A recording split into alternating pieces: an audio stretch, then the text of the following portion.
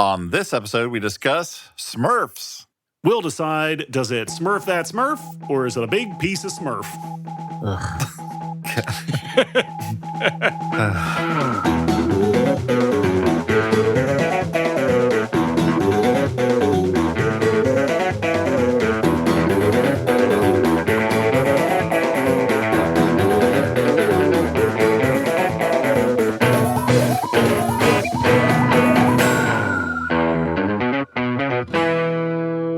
Hey everyone, welcome to the Flophouse. I'm Dan McCoy. Hey, Dan, it's me, Stuart Wellington, your friend.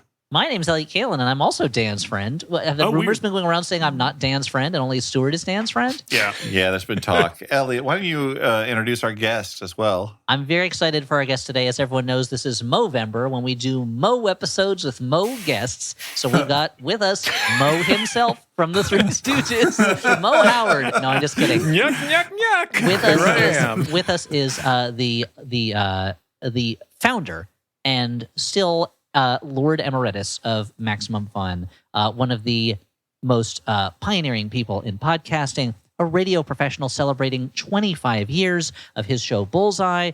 Please join us in welcoming one of our great friends, Jesse Thorn. Jesse, thank you so much for being here with us. Hello, friends. And by friends, I mean Dan, specifically. Dan and I are friends. Yeah, showing off. We're all friends with Dan around here. I don't understand. I don't get it. How did I get knocked out of friend? I'm not even in the friend zone. I'm out of the friend zone. We're going to change the name of the podcast to Friends of Dan. Dan's Friends. Dan and Friends and Elliot. I mean, this has just been a decades-long project to cheer me up, so it's only right. Hey guys, this is a podcast where we watch a movie that was either rejected critically or commercially, and we discuss it. We give our... Which was this one? Well, this did okay. I don't think it was like a huge hit, but it did okay. So looking at the numbers, looking at the numbers Smurfs, here, on a budget of $58 million, according to Wikipedia, its box office was $120 million, which is probably about break even or a little less at this point, the way movies cost and marketing cost. So I'm gonna say, I don't know, they're going to be rushing out to make another Smurfs movie anytime soon.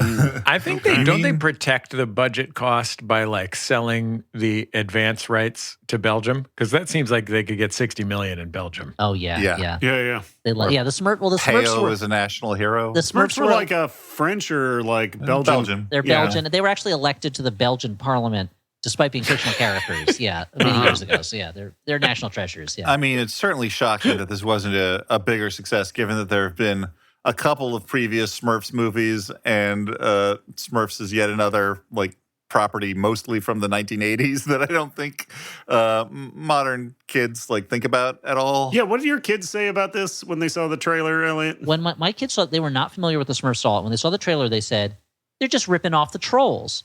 They're just trying to make a Trolls movie." And I will say the Smurfs, I think, predate those Trolls movies, certainly. I don't know, but the way this movie is done, they are trying to make a Trolls movie. Like they're trying to go with the Trolls template. And I never thought I would say this ever. Trolls does it much better. Trolls is a much more satisfying movie. Yeah. I only saw one of the Trolls, and I just wanted to punch the movie in the face. Yeah. There's a Trolls holiday special that they did for Netflix, I think, which I think is the best of the Trolls movies. But otherwise, it's the Trolls. I thought I didn't like the Trolls movies until I saw Smurfs. I saw a world tour during COVID at the height. You just wanted to see the world again. At the height of, it was my height of my flirtation with marijuana, because the world was sad. And unlike now. Unlike now when things are looking up. Yeah, well, I mean, well, Dan, you're just happy that the president is once again killing people with no legal authorization. That's what you want. No, I'm not happy about that. It's not as much of a thing anymore. It did not agree with me physically, but when I watched Trolls World Tour, marijuana. Yeah. But, Dan got real paranoid when he watched Trolls World Tour. Yeah, but at the time when watching it, Audrey remembers me like just watching it and going, "Look at the textures." So that's something that Trolls has. The biggest crime of Trolls World Tour was when my kids wanted to hear the song Barracuda, and one of them announced it. They goes, "Siri, play Barracuda by the Trolls," and I was like, "No, that is by heart, sir." Like, let's get one thing straight. Did Siri play the Trolls version though? And did play the Trolls version, and I turned it off, and I said, "We're listening to the Heart version." I have a close friend and colleague. I won't say who he is, but his initials are JM, and he has curly hair, and he's been a guest on this show. Jim Menson. Who wrote for the Trolls television show for a time. Yep. These days, he's been writing on some really great shows.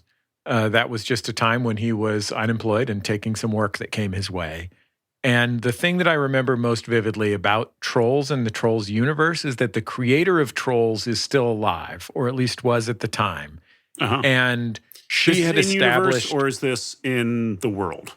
This is in the world. In the simulation we countries exist in. And people. Yeah. Okay, thank you. And she had set down rules for how the Trolls could operate. And one of the rules was the Trolls can't have enemies.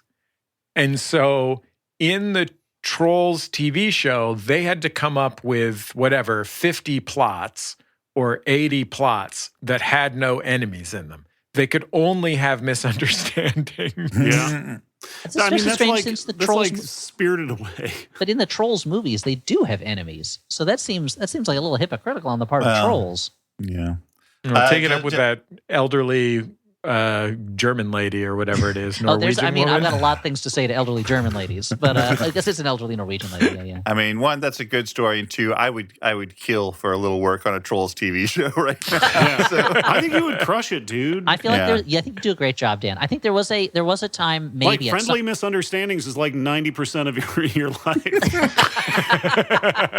Yeah, but I think they get a little crankier than they would like on the Trolls show. You're like, Dan, you can't just keep pitching episodes where the Trolls send a text that they should have looked at one last time before they sent it. You're like, could this be taken the wrong way? You're like, wait, I've got a pitch about the Trolls being a little annoyed that they're disappointed with the most recent issue of Cooks Illustrated. But I'll say this for your unnamed friend. There was a time period in entertainment history when people would be like, ugh, I'm working on this thing. I'm a little ashamed of it. Right now, work is work. Unless you're working on the Nick Fuentes show, it's fine. Yeah. Don't be ashamed of your work. Yeah. Go check out Teen Titans Go. He works on Teen Titans Go. That's a very funny show. Yeah, it's a very funny show. I'd also like to say to Cooks Illustrated, you're doing a great job, actually. You've really expanded the types of cuisines that you feature in there. Yeah. And it's all good. You can hire Dan. He's great at that stuff. Dan would love to write for Cooks Illustrated. Yeah. Yeah, jokes. Does Cooks Illustrated need like fucking single panel gags? Dan will write that When shit. you do your annual April Fool's issue, Schnooks Illustrated, where it's just like a parody of the regular magazine, have Dan do that. Well, we're clearly all raring to talk about Smurfs. But is there anything else? What else can we talk about to put off the Smurf before we get into how are you on an etching of a ham? Because better get those spirals, Uzumaki style. So I've never seen Hodgman's eyes light up more, by the way, than when I told him that I contributed a tip to Cooks Illustrated, and he demanded that I find it and send it to him. Anyway, Smurfs. So wait, before we get into the movie, do you guys have like a history relationship with Smurfs?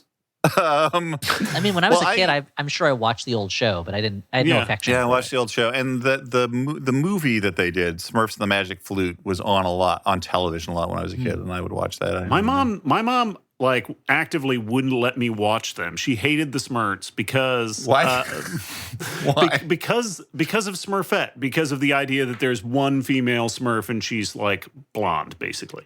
She's like this blonde caricature-Jason. I can't fucking. She would love this movie where she's played by Rihanna, which they really went so far in the other direction that Smurfette is the most competent, accomplished, psychologically stable character that there's no character to her. Like there's just no, and instead you have to ask the audience to invest emotionally in James Corden. And that's two big flaws right there. Yes, and by the way, it's a big ask. Rihanna lobbied to do this movie. She's loves a producer the Smurfs, on apparently. this. She made music for this. This and Wakanda Forever, like the only new Rihanna music in years and years and years. It's kind of amazing that like she's like Smurfs. That's where it's at now. It's strange when you find out the thing that someone has a deep connection to that they're really excited about, and sometimes it can be very surprising. Like I just found out earlier today that one of my favorite books of my childhood, Lizard Music by Daniel Pinkwater, is being made into a movie, and The Rock is going to be in it, and The Rock is the one who's really pushing it and being like, I got to make this for my kids. I got to make a lizard music You guys movie. have a lot in common, Elliot. Apparently. And it's one of those things where I'm like, I never would have guessed this is the book that The Rock would be like, I have to make a movie out of this book, you know? So we'll see how it turns out. Maybe we'll be doing lizard music on this very podcast in a few years. I hope not. I love that book. Hope it's a good movie. Well, let's get into the details. We begin, as any Smurfs movie must, at the dawn of the universe, where we have a prologue. The Smurfs are eternal. They're the alpha and the omega. They've been with us forever. A prologue explains there are 4 magic books that together rule the universe. So right that's right off the bat, I was like, don't need this in a Smurfs movie. Yeah. What are you doing? This part is narrated by Joseph Campbell. The Smurfs were born on the back of a turtle. All cultures have a story about Smurfs. Like supposed to be a parody of the Infinity Stones, or a ripoff, or like I think it My is a grandma told me a wives' tale of 4 magical tomes. My mama once told me, stay away from the Smurfs. You know, but I think my guess is this is not a parody. My guess is this is them trying to do with the Smurfs what every movie does. And I don't always want to put this at the feet of executives. It's not always their fault, but it does strike me as executives saying, like, how do we Marvel movie up the Smurfs, basically?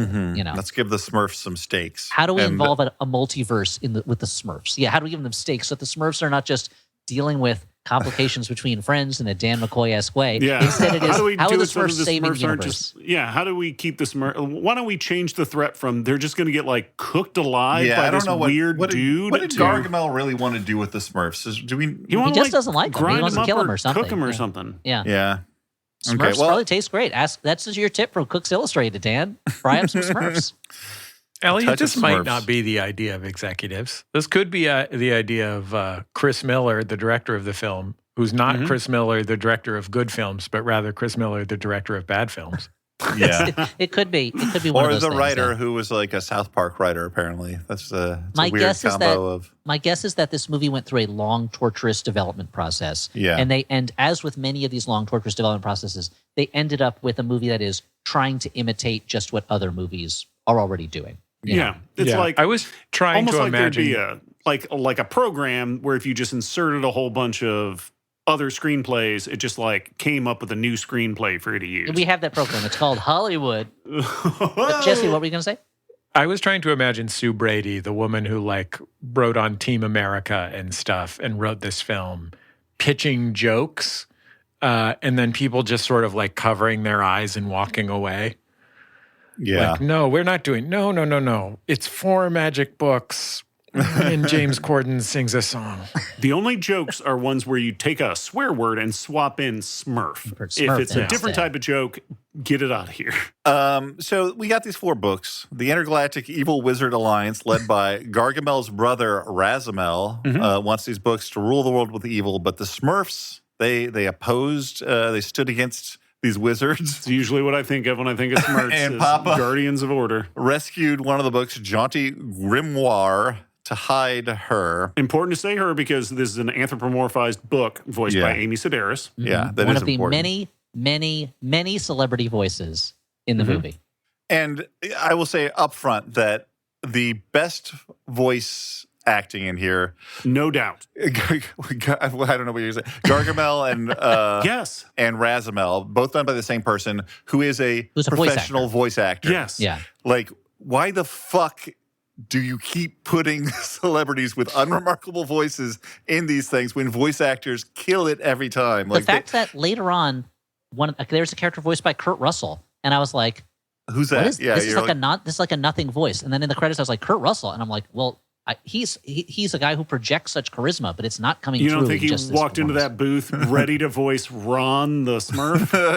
Yeah, it's like, what the fuck am I doing? I got to go back and play video games. To be fair, I think there were a lot of grandpas out there going like, oh, I got to see this Smurfs movie. Kurt Russell has 5 lines. Yeah. Let me take He's like, I'll take my grandkids to see this. I'll take a break from playing video games and discussing hockey with John Carpenter and Well, knock yeah. these out. But like man. the point of doing a celebrity voice is that ideally the voice is so recognizable that there's a jolt of excitement. That's the same reason you cast a celebrity in a movie, that you cast a star, is because the audience can then bring their love of that actor or their understanding of that actor to the role, right? Like that's why Alfred Hitchcock was like, I cast stars. Because when you cast a star, they bring all their previous roles with them. You don't have to build the character the same way because you know who Jimmy Stewart is. You know who Cary Grant is. But to cast actors whose voices are... And there's some great actors in here who I love. But like other than Natasha Lyonne, there's none in there where I'm like, oh yeah, this person has a very distinctive voice where as soon as I hear it, I know exactly who this person is. Yes. And she also, like, when she was doing the talk show circuit for this movie, was talking about being in a Smurfs movie, which alone is funny. But we flash forward. My only worry is that it might become part of the Jane Lynching of Natasha Lyonne, which is when someone goes from being super fun to being like, they're everywhere. Why is this person in everything? You know, I also know it's the Helen Hunting of Jane Lynch. You know, yeah. When the last name is Lynch, I don't like. Yeah, Jane it wasn't the best. It wasn't the best grammar use. Yeah. Anyway, we flash forward from the dawn of time to Smurf Village now, where the Smurfs they sing a few bars of the famous theme. Flash forward. That's a billions and billions of years. They sing a little of the famous Smurf thing before Papa Smurf drops a beat from his turntable. I immediately fucking called this shit. Yeah. The music switches to Everything Goes with Blue by Tyla because these aren't your daddy's Smurfs. No, these are. No, this was the moment. This was the kind of stuff where they would show it in the trailer, and my kids were like, "They're just trying to do Trolls. They're ripping off Trolls because this is the Trolls movies all over." You know. Well, yeah, the Trolls. It's all very music based in the Trolls. Yes, and it's very music based, and it's specifically pop music, like pre-existing pop music. You know, medleys of pop songs. There was a time when this movie was going to be called the Smurfs musical. And that is weird because there's like 3 songs in it. I think that's probably why they changed the title. They don't have that many songs. Like, honestly, if I was going to guess what happened in the process of the development of this film, it's that the woman from South Park wrote a script with a bunch of jokes in it. They crossed out all the jokes. Rihanna signed up and said, this will be the Smurfs musical with songs by Rihanna. Everybody was like, it's been a long time since Rihanna's had songs. Then Rihanna wrote 2 songs and left. Yeah. And then they had to fill out the rest of the movie. Yeah, for sure. But we used this song to get introduced to the idea that all the Smurfs have, names based on their defining traits. We, meet a lot of the Smurfs like Vanity, Hefty, Worry, Brainy, Grouchy. Yes. This is very funny to me is that they have an entire song where you literally have their names come up on screen. And then the next scene is about all the Smurfs have something. I don't have something. This guy has this thing. This guy has this thing. Yeah. It's like, did you think I missed the beginning of the movie? Like, is this for people who were getting popcorn and they didn't time it right? Like, I just met these characters. You don't have to tell me again. I think it's fun, Elliot, that they all get introduced by their one special quality. Brawny Smurf or whatever his name is like lifting up a guy. Hefty Smurf is lifting up a guy, et cetera, et cetera. And then through the course of the rest of the film, they don't use their special powers at all. They just run around like regular Smurfs that have no distinctive interchangeable Smurf. But I'm sure you were as excited as I was to hear the incredibly recognizable voice of Alex Winter as Hefty Smurf. And I like Alex Winter a lot. I'm glad he's getting some work. Yeah. I was honestly, I don't know how they can make this entire movie without Jack McBrayer being in it once. Oh, I thought it was wild when we meet the Poots later on, and none of them are voiced by Jason Mantzoukas, who looks like one of them. I thought you were going to say Imogene Poots. Seems like a no-brainer. Yeah, the name is right there in the name, yeah. Speaking of names, there's one no-name Smurf. Again, unfortunately, James Corden's in this film, and he plays the lead. And he has an existential crisis because he's like, I don't know what my thing is. I don't know my thing. Hey, Dan, we've never seen a movie like this before, right? Where there's a society where everyone has a thing, and the main character doesn't have a thing. There's this one guy trying to find his thing desperately, and he just can't. And he just can't do it. We've never seen this before, right?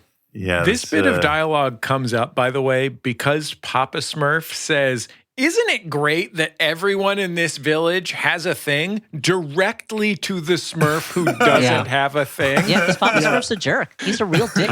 He is also like, is he fucking like his thing is being Papa? That's wild. No. So Papa Smurf is Papa to the town, though. Yeah. Well, I mean, his thing is fucking. Yeah, I mean, that's the thing. When his brother shows up, I'm like, why do they make this one so fucking sexy?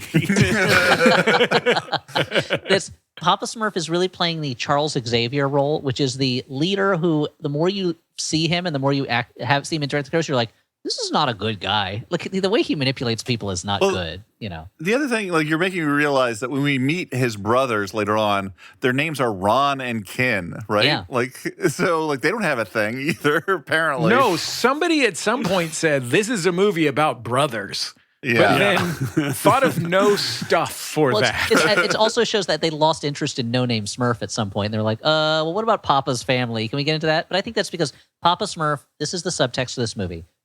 He named himself Papa Smurf. He started Smurf Village because he is trying to regiment a world where everyone is defined incredibly tightly by the one thing that they do. And his brothers are not welcome in the village. They do not like that stuff. And so it's but we don't get into that. But it paints Papa Smurf in a bad light. But you're right. The movie kind of careens around being like, is this what it's about? Oh, it's about this guy can't find it. He's the one Smurf who doesn't. Well, actually, maybe it's about how brothers love each other. Actually, maybe it's about how we're stronger together. What is this movie about? Hold on a second. Yeah. But I have a question. You mentioned that Papa Smurf named himself. Do you think it's possible that character was inspired by Father Yod of the Source family? Do you think there's a possible second film in this where it's almost certain. Papa Smurf invents green goddess dressing, starts a psych rock band, and then jumps off a cliff and dies because he assumed that because he's a god man, he would know how to hang glide? I mean, it sounds amazing. Yeah, I think that's the Smurf movie I want to see. But yeah, to return to the emoji movie plot of the film, No Name is worried about not having a thing. Doesn't have a thing. He's comforted by his friend, possible romantic partner, Smurfette. I think they don't know whether they want that to happen in this movie, so they don't have it happen, but they're kind of almost having and it. they make a point of pretty upfront talking about how Smurfette wasn't originally a Smurf. Well, this is what I wanted to talk about. So she talks about how she dealt with being the only Smurf made out of clay by Gargamel to sort of infiltrate Smurf Village. That's Smurf canon. That's not original to this movie. That's actually Smurf canon, but it confused me because Smurf later canon in the is also movie, what you shoot Smurfs out. later in the movie, that's what I call my dick. Gargamel shows you eat too much blue food coloring. Eat a lot of blue foods. Too much. We know what I'm trying to do here. Yeah, exactly. Later in the movie, Gargamel or Razamel, one of them, shows her a photo album of her time with them, and it's as if it's this shocking reveal that she hasn't already dealt with, and I don't understand because right up front she's like, hey, this was me. I was made out of clay by these guys. I mean, it's a weird moment because they show her this book, and they're like, actually, back then you were super into being a weird clay member of our family. And she's like, I don't remember that. Yeah, now we're doing some weird memory horror. That does read as an executive note that they had the part later on where she was uncomfortable with it, but then somebody said, children don't know the Smurf canon that well. They don't know that she was made out of clay. Bet you better have her say it in the beginning. As someone who is working on a show based on IP where there's a lot of questions sometimes about how much the audience will be aware of the original IP that it's based on, yes, I think you're right. I think I wouldn't be surprised if at some point that was supposed to be a reveal, and instead they were like, let's just get it out at top because it's going to be confusing. And this character feels very noted to death, this Smurfette character, in that she never has, or the only problem she seems to have is she loves French fries too much in one scene, and she eats all of them. Which is, if that's a problem, then lock me up, officer. But it feels like there are probably moments where she shows doubt in herself or anything like that, and they probably said, no, we want a strong female character. We can't do this, or Rihanna doesn't want to doubt or something like that. So because I feel like there's a different version of this movie which is about Smurfette's story, and instead they've tried to make her both the strongest, best of all the Smurfs, and also she's in that same wild style Lego movie role where it's like, hey, this character should probably be the hero of the movie, but the new hero of the movie needs to be kind of like a schlubby guy who doesn't know his place in the world. Yeah. Speaking of that schlubby guy, unfortunately, James Corden gets a song about how he feels and it's lost. This really crazy rap song. It's kind of like Ludacris's area codes. I never thought I'd hear a Smurf say Smurf, Smurf, Smurf, Smurf, Smurf, Smurf, Smurf, Smurf, Smurf, Smurf, Smurf, when he's just trying to say Skeet the whole time. Yeah. No, it's like this down-tempo ballad where he's accompanied by a turtle on the keyboard, who I assumed would be just a one-off character for this scene. Keeps showing but weirdly, this turtle is in half of the movie. Who's the voice of the turtle? They were Some animator designed this turtle and was pumped. He sold it hard in every meeting. He's like, he just raised his hand. What if the turtle's in this scene? I looked it up. This turtle is played by Marshmallow, who is a music figure of some kind. Yeah, I'm not familiar with their work, but this turtle, I got very frustrated every time this turtle showed up because it is like, this will be funny to have this turtle show up again, but he doesn't do anything and he's not funny. So it's like, why is this non-Smurf that is not adding anything?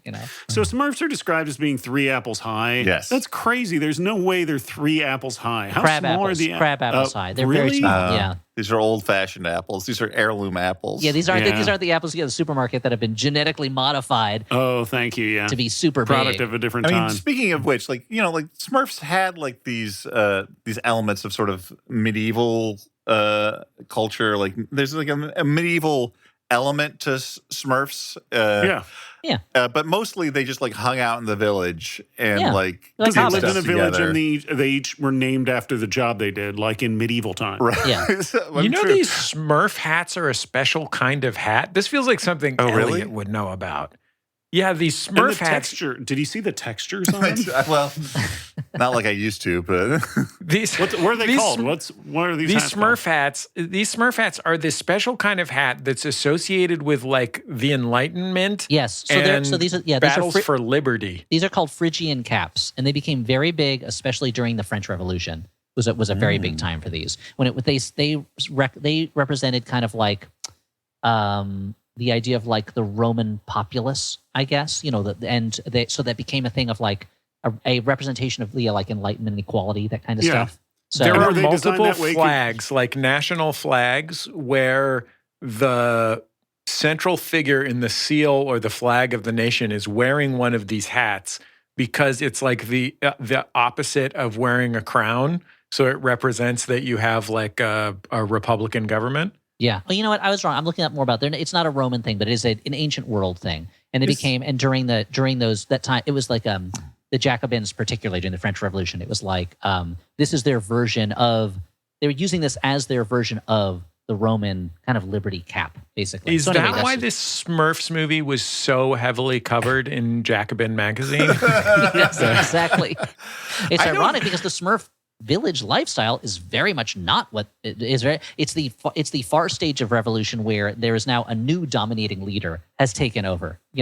Elliot, are you at all familiar with like the original comics? Like I'm in my head, like no, this is like almost akin to like the Belgian version of Asterix and Obelisk or something, where it's like this vaguely like historical fantasy world. I mean, like there's obviously a lot more history in Asterisk or something. Yeah, but that literally takes place in the real out of the Gauls or whatever. Yeah. Dan, have you never seen Les Adventures de la Schtroumpfs, the mid-1960s first feature film in the Smurfs franchise? Have you seen it, Jesse? No. Okay.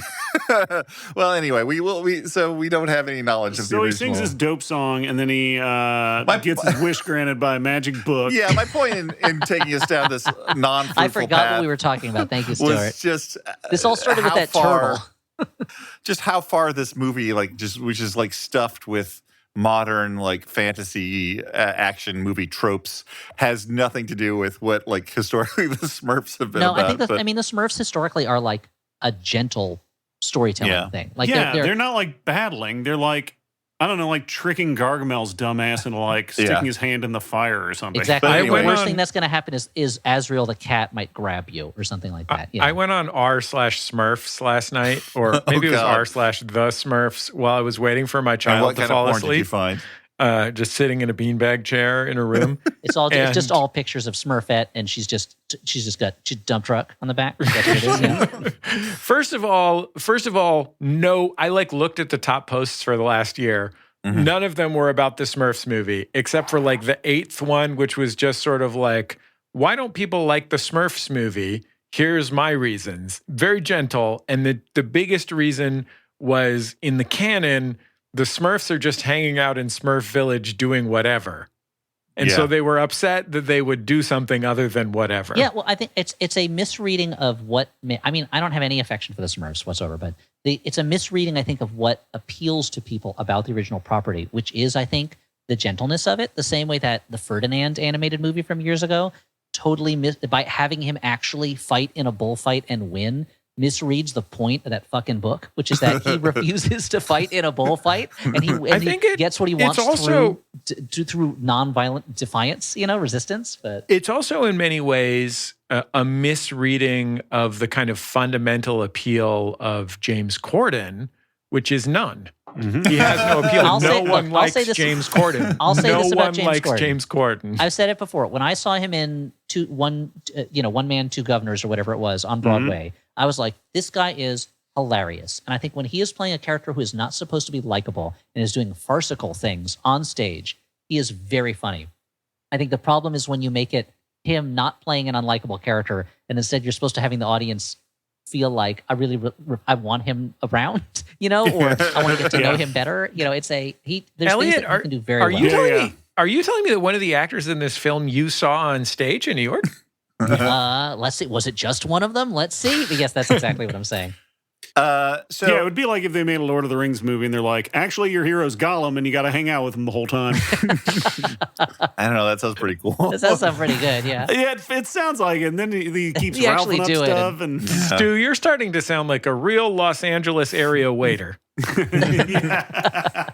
This no-name Smurf who is now he's gotten magical powers. He shows off the new powers to the village. This is also hilarious to me because he's like, I found my thing. It's like, my thing is I'm kind of a nerd. My thing is I'm very vain. My thing is I have vast magic powers. It's like, what? This doesn't fit into what Smurfs do. Well, we had learned By the way, in the previous scene, there's like a list of types of Smurf, and it's not funny. No. And then at some point he says, like, I could be Magic Smurf, and then Papa Smurf's like, Smurfs aren't magic. Yeah. And then like 30 seconds later he becomes Magic Smurf. And you're like, did they send somebody back to page 4 of the screenplay to make sure to write in Smurfs aren't magic? Yeah, because they were like, I don't know, he starts doing magic stuff. Kids are going to be confused and assumed all Smurfs are blasting magic beams out of their hands. It's just because Papa Smurf doesn't want them to get involved in magic because he's trying to hide the truth about the magic book from them to keep them safe. Come on, well, it doesn't work because No Name immediately shows off by opening a giant interdimensional sky portal that allows Razamel to detect Smurf Village. Again, not the kinds of things that Smurfs usually do. So were we previously familiar with Razamel? This is Gargamel's brother Razamel, voiced by the new voice actor. I believe this is an original character to this movie. Oh, okay. Razamel, the character design looks like a classic Belgian dude, and he's got like an intern character voiced by Dan Levy. I find it. Sorry, go on. No, it was just. I just find it very strange that if this is a new character, I assumed that maybe this was like some deep Smurfs lore. If this is a new character, then why? Like if you're going to diverge from what the Smurfs are so much in the movie, just make it fucking Gargamel. We all know that Gargamel's the bad guy. Make him the main bad guy. Like just make that be the thing. My guess is they wanted Gargamel to be able to be a sympathetic character.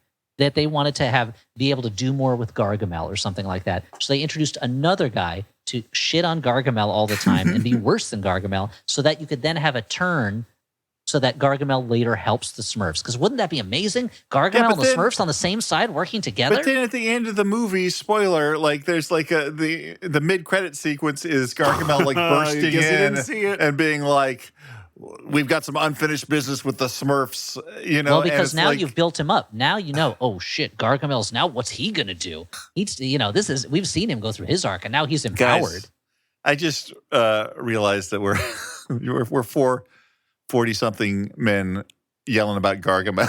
I love it. This is why you do stuff like this. No, what we are really yelling about, Dan, is storytelling. And how storytelling is done in movies. And one of the Smurfs, one of the reviews of the Smurfs exclusively about Gargamel's portrayal in the Smurfs movie 2025. Why isn't he as sexy as I remember? But I think there was one of the reviews that I was looking up of the movie. They were saying, this is Peter Bradshaw of The Guardian. He says, there seems to be a worrying assumption here that a film aimed at very little kids doesn't need to have a very interesting or engaging story. And that's my big issue. And I think the Gargamel stuff is part of that. That there's an assumption that this is for kids. Who gives a shit? Make it the same stuff that we've done in all these other movies. When if anyone needs a story that will be wonderful, it's kids. Like there are children that I assume this is the first movie they've ever seen, and it's like they're poorer, unfortunately, for this being their introduction to film, as opposed to something that really moves them or excites them. I think there's also a very fundamental miscalculation in the lead characters of this show and the actors who portray them. Yeah, like to cast a movie like this with celebrity voice actors is de rigueur and understandable, and like it's not like they were going to it's the price go of doing ahead business. and cast incredible voice actors in all these parts. But truly, Rihanna could not be more boring in her performance. Yeah. It is as though she is like barely there, and James Corden is actively unpleasant, and they give him nothing funny to do. So there's no winning here in this story when those, and the thing that I don't understand the most about it is like the whole marketing campaign for this movie was based around Rihanna as Smurfette. Like that's the only poster that I remember is Rihanna as Smurfette. And like, I know that Rihanna is a hitmaker and she's certainly very famous. Yep.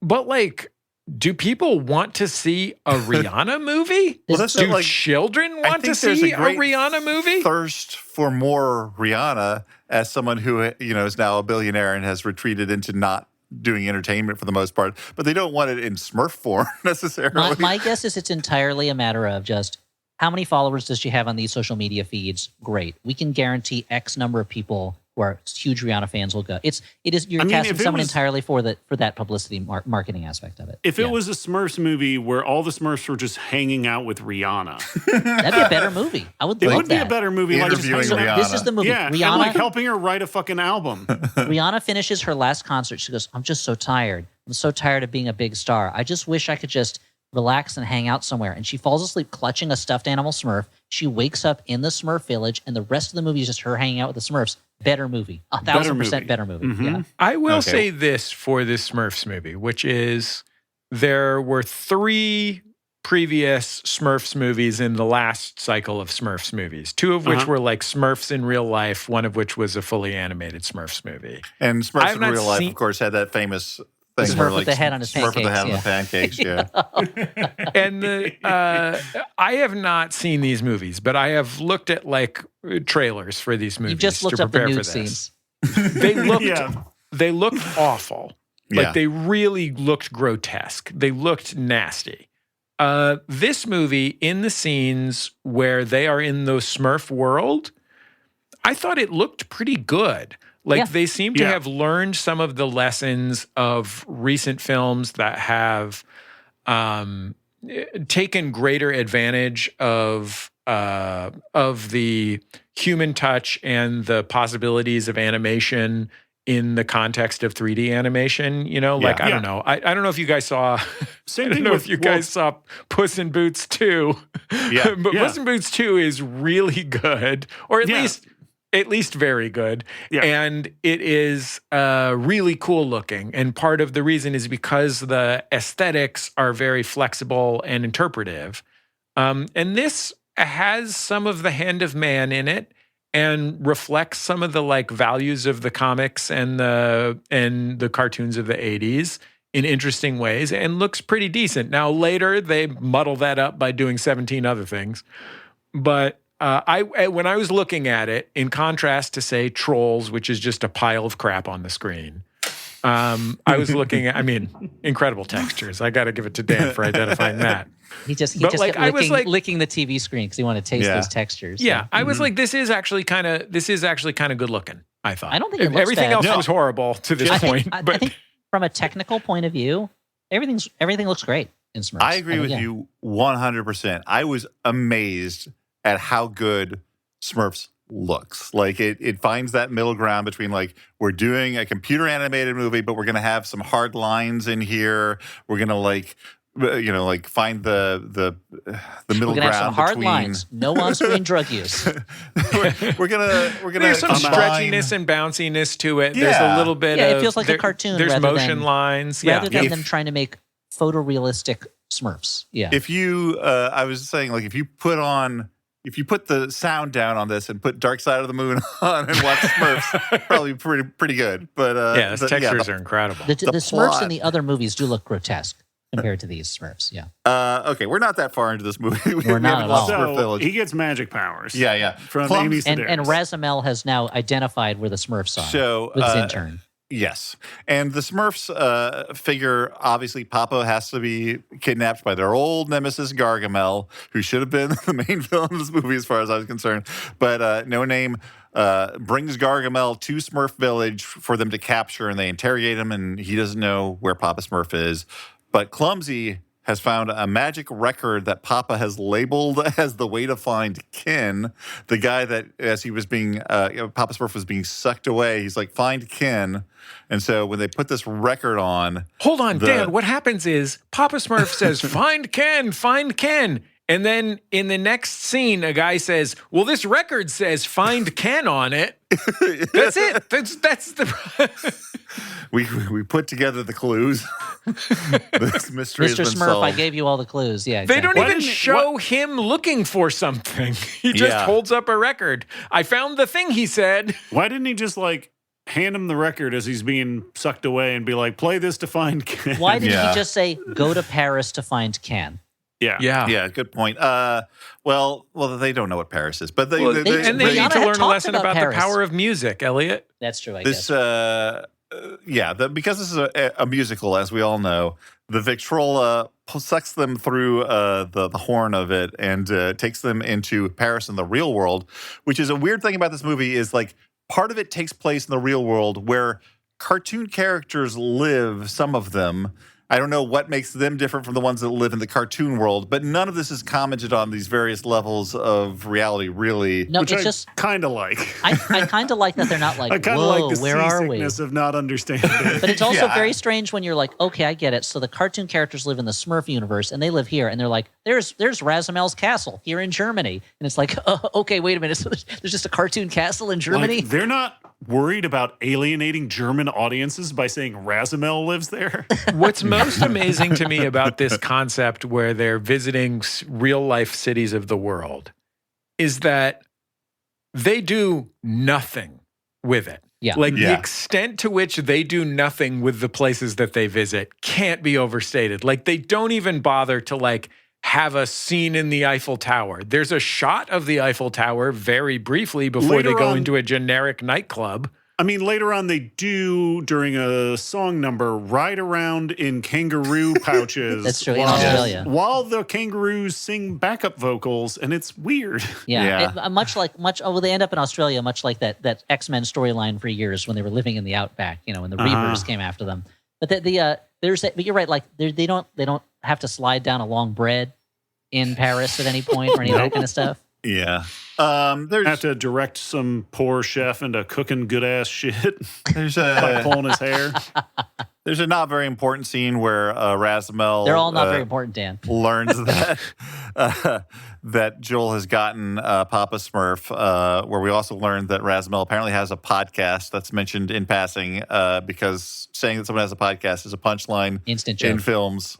Stan, come on. It's not that he has a podcast that's the punchline. It's that he was on a Zoom and he was muted and he should have been using his podcast microphone. I have to admit something shameful. He was muted on the Zoom, Dan. I have to admit something shameful. They had this magic Zoom, and when it cut to him being muted, I snorted briefly. Oh, wow. But I'm sorry. I apologize. And this magic Zoom, it was probably 3 voice actors doing the voices for these all-powerful So the other beings. wizards, you've got Hannah Waddingham is one of the wizards. Who put some effort into this vocal Nick performance. Kroll is one of the wizards, and Octavia Spencer is one of the wizards. The only time I've not recognized Nick Kroll in a voice performance. That's how bland this film is. But Dan, you say you snorted.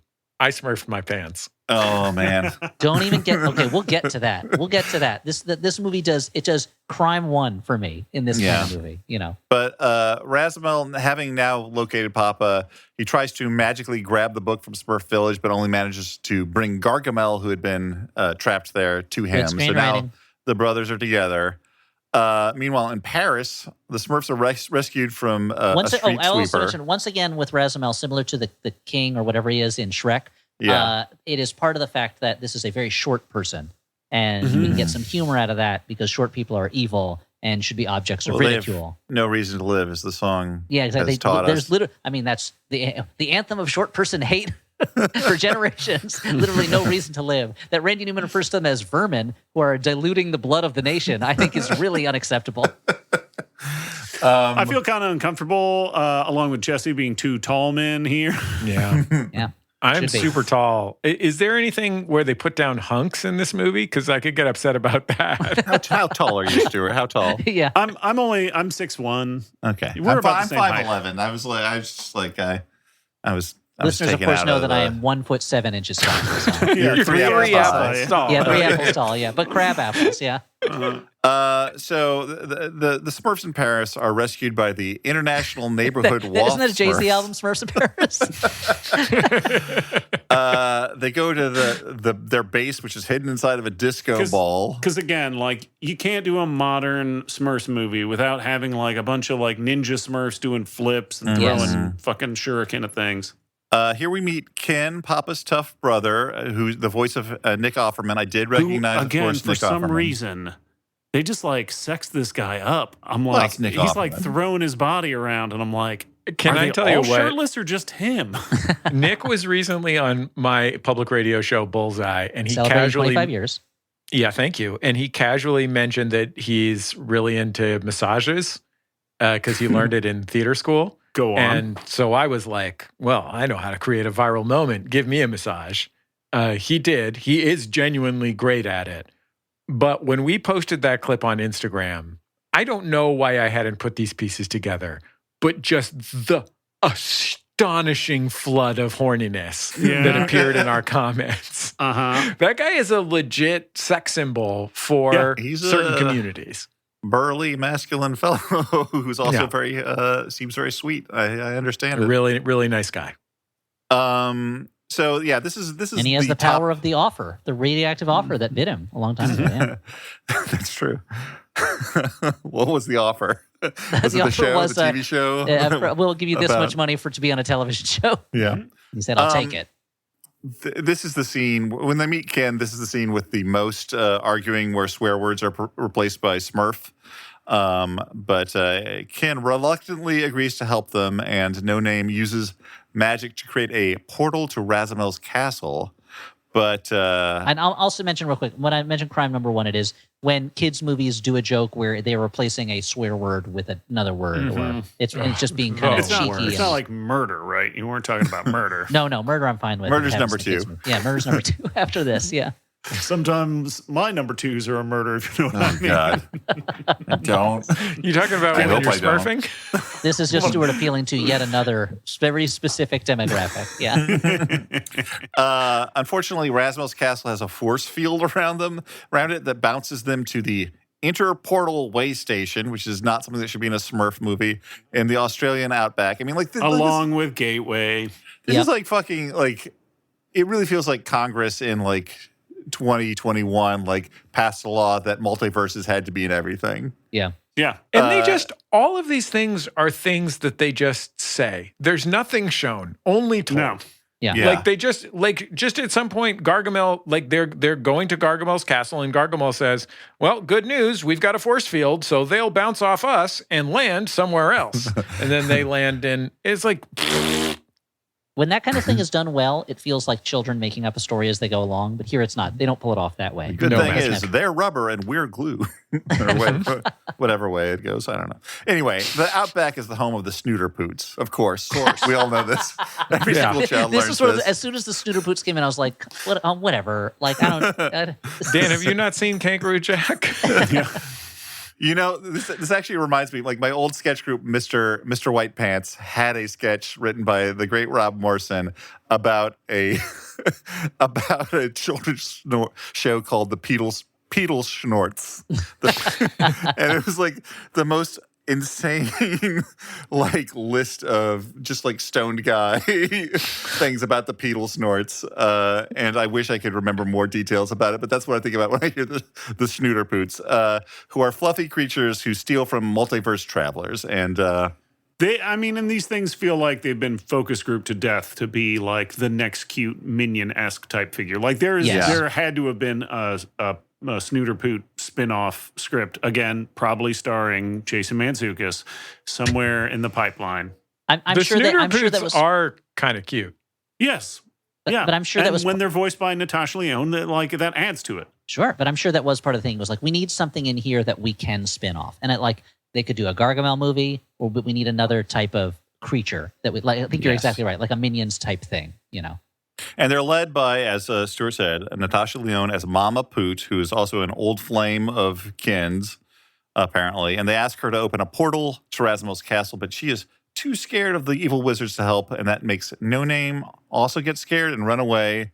And Smurfette follows him, and we get a song, and that's what Stuart was talking about before. What was the purpose of this song? I kind of couldn't. The song was. It felt like it was every "You Can Do It" song mushed together, and at a certain point, I was like, I don't know what the message of this song is. The purpose was to get them riding around in kangaroos. Yeah. Stu said, but while they're busy in their kangaroos and musical interlude, Razimel kidnaps everyone except for Mama Poot, who uses an old broken down like interdimensional truck or something that is powered by fear. Now the song I believe was to make him not scared anymore, and then the next scene they're like, we need you to be super scared. Yeah. Good writing. When they said the Beverly Hillbillies jalopy that they drive was powered by fear, I was like, wow, that's an idea from a different movie. Yeah. Like, whoa. It was. It's so from a different movie that it bounced off my brain like there was a force field around it. Well, they certainly don't do anything with it. Like it's not. It's not like they like whipped out a phone. They're like, scroll through the news. It's like there's we all remember in Inside Out when they have to keep singing to power that wagon to get them out of the like forgetting place. It's they're almost trying for the laziest version of that. Yeah. It's one of when I saw Inside Out in the theaters, I was like, that was good, but it was not like it's not top Pixar. And then you watch something like Smurfs, and you're like, what an amazing movie Inside Out is. Like, how much lands the emotion in that movie? Come on. So they go to Razimel's castle and they sneak inside a fast food takeout bag, which is where Smurfette eats a lot of French fries, as mentioned previously. There's a very strange scene of a snooty butler being disgusted by fast food, and it goes on for a long time. And I was very confused by all of this. Yeah, I think it was supposed to like create some sort of tension about whether they were going to be found inside the fast food bag. I guess so, but also it's that like are they just this is how bad these guys are. They hate French fries. I don't know. Yeah. But then onion rings are mentioned, and they all go ugh. I'm like, well, wait, hold on a second. Wait, what's wrong with those? Onion rings are good. Onion rings. Yeah. Meanwhile, Gargamel is getting increasingly disenchanted with Razimel because Razimel will not show him any brotherly affection at all. And as Razimel is about to smash the Smurf prisoners using his smashing machine. Yeah, I'd smash those Smurfs. Okay. We know. All right. Ron, at least. That's what I'm saying. Our heroes burst in, and No Name threatens Razimel with his magic, but it turns out that No Name doesn't have magic. Jaunty has been hiding inside of No Name's Now, hat. remind everyone, Jaunty is the sentient magic book Jaunty voiced by Amy Sedaris. Grimoire, of course, our favorite character. Yeah. Took America by storm. Yep. Another spin-offable possibility is Jaunty and her Grimoire family. Yeah. So she's been hiding under his Phrygian cap the whole movie, giving him Were magic. Phrygian caps a place to hold like small books? Is that maybe a reference to that? Probably. Yeah, I think that's what it was. Maybe that's how they hid their revolutionary texts. We're talking about real life, Stu. Phrygian caps are a place to hide Amy Sedaris. Yeah. Sure. She's very small. She can get inside. No, but she's revealed because she's allergic to cats. She sneezes at Azrael, she is revealing a book herself. that is allergic to cats. This is the hang-up. I mean, that's not a bad descriptor for Elliot Kalin, actually. Good point. That's a good point, yeah. A sentient book, allergic to cats. Here's where, as I said, Razimel shows Smurfette that photo album, and she's like, weird about it. And I'm like, we dealt with this. We dealt It with is this purely at the to beginning. set up. It's purely to set up the idea that she might have made a heel turn, but of course she hasn't. It's all. It turns out it was all a trick, but. Okay. It would be so great if the whole movie. It's just so further discord between the Smurfs. Yes, if the whole movie they had been setting up that she has this dark side that she has to keep pushing away, so you don't know which way she's going to go, that would be very funny. Yeah, and not Dark Side of the Moon, which again is what you should listen to while you while watch The watching Wizard of Oz. Smurfs. So you can enjoy the textures. So Razmel leaves all the Smurfs to get smashed by his giant smashing machine, starring The Rock, in theaters now. But Gargamel is annoyed. They paid for a spot, or Yeah. Gargamel is, he needs all the help. It's just not. it's not a big success. The Rock's Oscar campaign is floundering. Gargamel is Strangely, sad and depressed was not what people wanted from The Rock in movies. Yeah, but respect. Gargamel is annoyed at his brother and frees the Smurfs, and they all fly off on Azrael, who he had chanced to have wings. I do like after Razamel captures the jaunty grimoire and turns her evil, he then throws her down on the ground and begins surfing around on her like a hoverboard. I thought that was pretty funny. I also, the more you say words like Razamel and jaunty grimoire, the more I laugh as well. I think my understanding is that she's one of those human carpets from New York City nightclub culture in 2002. Oh, okay. So Azrael loses his wings. Not a good enchantment, I guess. The spell almost instantly wears off. Gargamel is not a good wizard. Yeah. They crash in a field where if he was a better wizard, he'd fix the fact that he has like one tooth, right? Maybe he likes it that way. What I'm saying is dentists are real life wizards. They're the real wizards. That's real magic. Real magic, yeah. God bless you, America's dentists. They crash in a field. Long menu drill. Smurfette and No Name both blame themselves for leading Razmel to Jaunty, but Papa says, no, it's actually my fault, and we get a flashback, which is just what we need at this point. Yeah. Where the More voice kills the momentum of this high-speeding movie. Kurt Russell, the previous... this is a long movie. Yeah. For what it is. Actually, no, it's not. It's an hour and a half, but it feels like a very long movie. Yeah, because it's completely miscellaneous. Yeah. I feel like this flashback sequence, is one of the things that highlights what's so wrong about this movie is that this sequence is basically all battles. And I'm like, why is there so much fucking battling in this movie? Why are Smurfs like punching dudes and shit? Yeah, why is a Smurf holding like a sword and a shield? The Smurfs should not be doing this. It's not what they do. It's not why they're here. It's not the purpose of this. But it's the same way that it's part of the issue I had with the Tim Burton Alice in Wonderland movies, where it's like the evil queen or whatever is going to take over the world, and we've got to assemble our armies. And I'm like, that's not what Alice in Wonderland is about. It's not a Game of Thrones style fantasy world. It's about nonsense jokes. It's about nonsense jokes and word logic and logic puzzles. It's a misunderstanding of what the thing, or you're taking the surface of a thing and then applying it to the inner workings of some other thing. Yeah. But this flashback is all about the previously mentioned Kurt Russell as other brother Ron, who sacrificed himself to save Jaunty in the past, which led Papa to create Smurf Village to keep his Smurfs safe rather than lose them in battle. And he kept it a secret all these years. Do you think it was weird for Nick Offerman to be playing opposite a character named Ron? Probably. Oh, yeah. Wow, that's a good point, Elliot. Thanks for interrupting.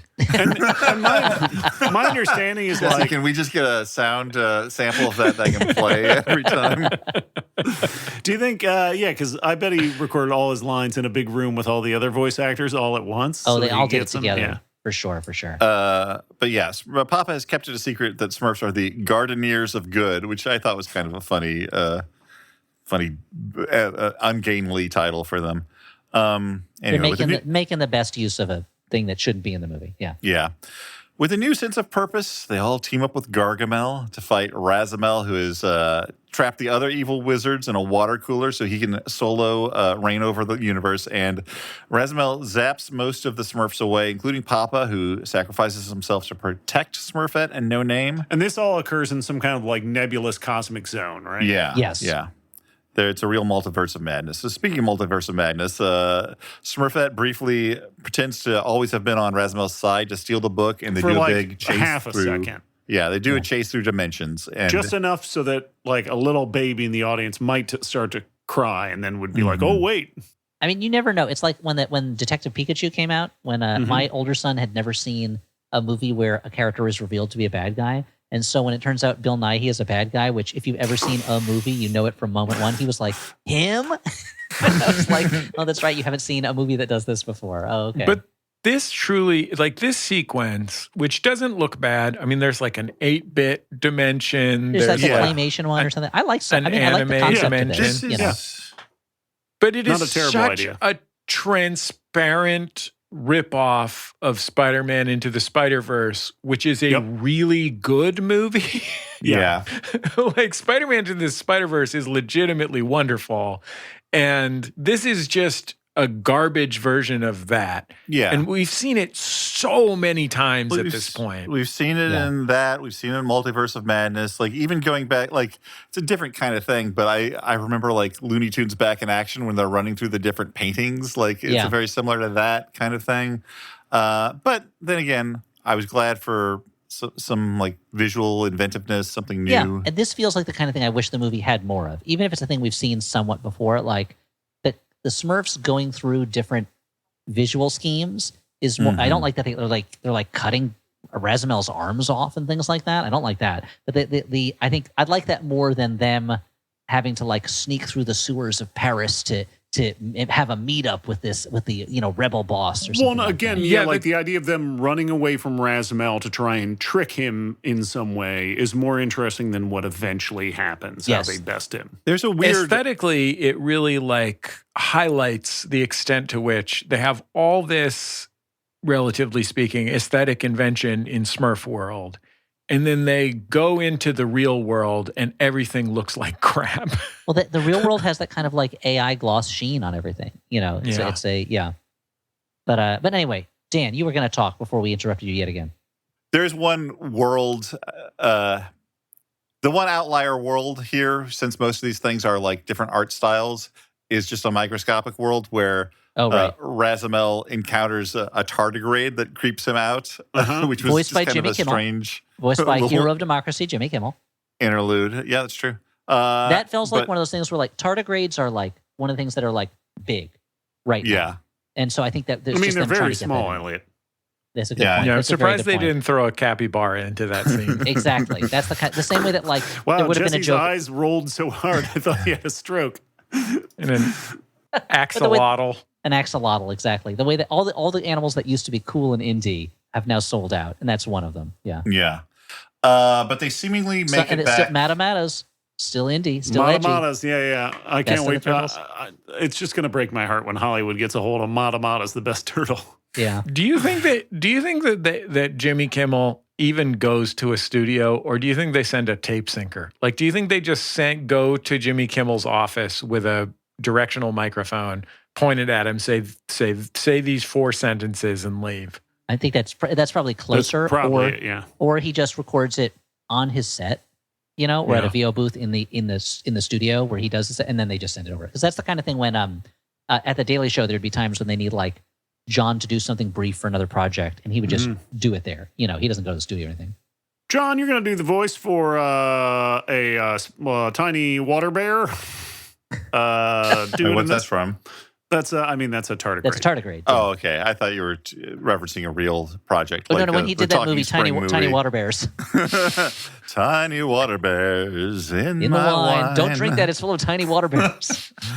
Well, anyway, these guys, they seemingly make it back to Smurf Village, but it's just a nightmare universe where Razimel takes the book back.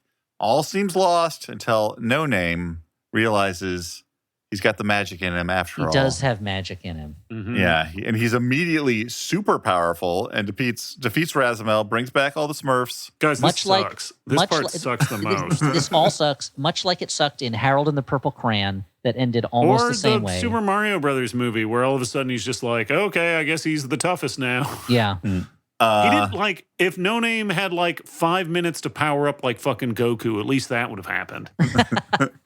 Like what? By just plugging himself into an outlet? Or? I was just going to say if he just floats there and goes, and lightning shoots around him. Or if he's like, actually, they're still with even though you think you've gotten rid of my friends, they're still with me. My love for them is still with me, and I can draw on that to make magic. Even if there's something that is meaningful in some way or fake meaningful, but instead it's just like, actually, no. It turns out I do have real magic. Bam, bam, bam, bam. Like, okay, cool. And whatever. I'm going to be like really sassy and like give you the deal with it look all the time. Yes, and because that's the world we live in now, where the qualities that are most prized are strength, lack of mercy, and trolling. So let's give that to No Name Smurf right now. Now he's a hero. Let's have sympathetic voice actor James Corden do this. Anyway, Razimel's defeated. Gargamel banishes him through a multiverse door, and Papa and Ken's lost brother returns through a door. He really just throws his brother into exile very easily, you know. And everyone celebrates in Smurf Village. They dance to another pop song before we get that mid-credit scene I talked about before, where did not see it. Razimel is stuck in the tardigrade dimension where he hates, and Gargamel bursts in on his brother's former assistant Joel and says, "Break time's over. We have unfinished business with those Smurfs." Very good Gargamel. Yeah, wait a minute, is there a professional voice actor here with us right now? Guys, I could do it better than most of the people in this fucking movie. That was Smurfs. Smurfs 2025. Copyright Smurfs whoever. 2025. That's what the official records say, yeah. Can I tell you the note that I wrote before I gave up on taking notes? Buy more Smurfs. Well, there is this one part that says, when he's making clogs, why does one Smurf eat sawdust? That was not clear. Yeah. But one the people who made tongue. this, who made this were called Domain Entertainment. And this was the first note that I took. And it said that Domain Entertainment's logo just looks like it's a stock footage library. Yeah. Just truly the most generic entertainment company that could ever exist. It could run before an episode of like Domain Hercules, the looks Legendary Journeys. Domain Entertainment sounds like the pre-written text where you will alter it when you actually have your real company name. Yeah. Sort of lorem ipsum. Sorry, I took a little break to have. You guys both drank water at Refreshing the same glass of time. It was water. really cute. Yeah, thanks. Looking up Domain so- Entertainment, also producers of Weapons and Sinners. Wow, they're Little really mixed bag. they're crushing it this year. They're all over the place. So this is where we do final judgments. And Twisters and a Minecraft movie. They seem to have made every single movie according to this letterbox. Wow. That's It's like honestly, Buster there's Domain. so many movies. Yeah. I didn't see Weapons, the one, the most prestigious of those movies, perhaps, but I still saw. haven't seen it yet. Yeah. I saw the other three, and I liked all of them. So good work, Domain Entertainment. Yeah. So every now I and then like they Twisters. get a Take that back. one. Yeah. Final judgments. Is this a good bad movie, a bad movie, or a movie we kind of like? I'm going to first damn Smurfs with some faint praise. I'm going to say I had really low expectations that Smurfs exceeded in that for a movie about a 80s cartoon property that doesn't seem to understand the thing that it's doing, I liked it better than the recent Garfield movie that we also covered on this. And there are a lot of times where, like, I recognize... That's like, it's like, I don't support the president, but he's not Pol Pot. Yeah, well, I recognize that this was he's like getting there. Yeah. a lot of soulless storytelling and baffling choices. But there were times at which the level to which they were throwing in crap that shouldn't be in this movie amused me. Like, I would cackle at, like, what the fuck is this movie doing? and as I said before, it looks pretty good. But it's a bad movie. It is a mishmash of nonsense with, as Jesse says, two pretty bad performances at the center. Did not like. Yeah, this is a bad movie. I think it's a bit of a mess, and I think the biggest sin this movie commits is the fact that we're talking about a property where, like, the Smurfs don't go around punching people, and this movie's like, what if the Smurfs were blasting and punching people all the time? And that sucks. Yeah, I also think it's a bad movie. I have nothing else to add. Jesse? I had Rebecca Sugar on Bullseye the other day. Actually, Elliot came out. It was a 25th anniversary show for Bullseye. And Rebecca Sugar is the creator of Steven Universe, which is a really beautiful, wonderful show. and she just got the job directing a Moomins movie. Moomins are sort of the like... Moomins are going to be defending the multiverse with a lot of magic laser blasts and stuff? Exactly. Like, Moomins are sort of like the Smurfs if the Smurfs didn't have the 80s Hanna-Barbera cartoon nostalgia, right? Like, the they're other very... Moomins have to get revenge. very sort of European beloved characters. And she and I were backstage chatting about this job because I was so happy that she got this job. She's such a wonderful person to have this job. And one of the things we were talking about was how these 3D animated movies, how difficult it is to capture the aesthetics of cartooning in 3D animation, and how disinterested people were for a long time because 3D animators seemed mostly interested in being able to create verisimilitude. And recently that has changed, and there's been some really cool looking ones. Spider-Verse is one, although it's pretty 2D for a 3D movie. Like that, I thought 2D from Facts of Life. Yeah, I thought the Teenage Mutant Ninja Turtles movie looked pretty good. Oh yeah, that's great and cool. Like I said, I really liked Puss in Boots too. And I think that, and actually the thing I was talking, Machines had some fun stuff in it. Great movie. One of the directors of that movie, Big Mac's Fun fan. One of the movies that we talked about was the Peanuts movie that Paul Feig made, or Paul Feig co-made. And that movie made, I thought, a lot of really interesting choices in terms of reproducing the line art style of an iconic artist in a 3D animated movie that I thought were really successful. I liked that movie a lot.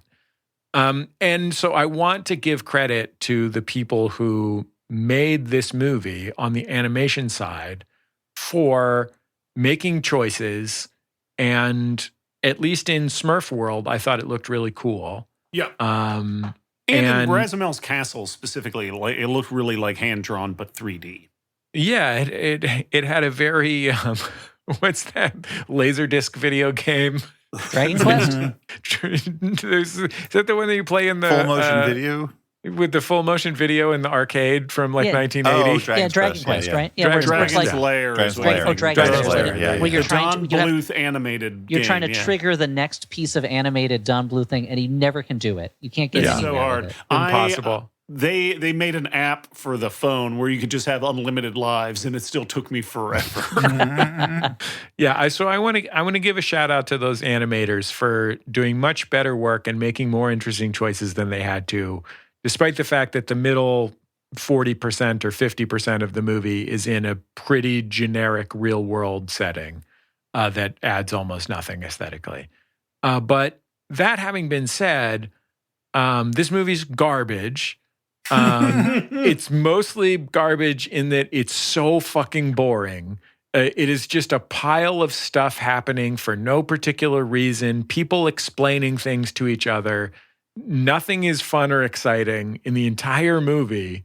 The songs are terrible. Like, it really...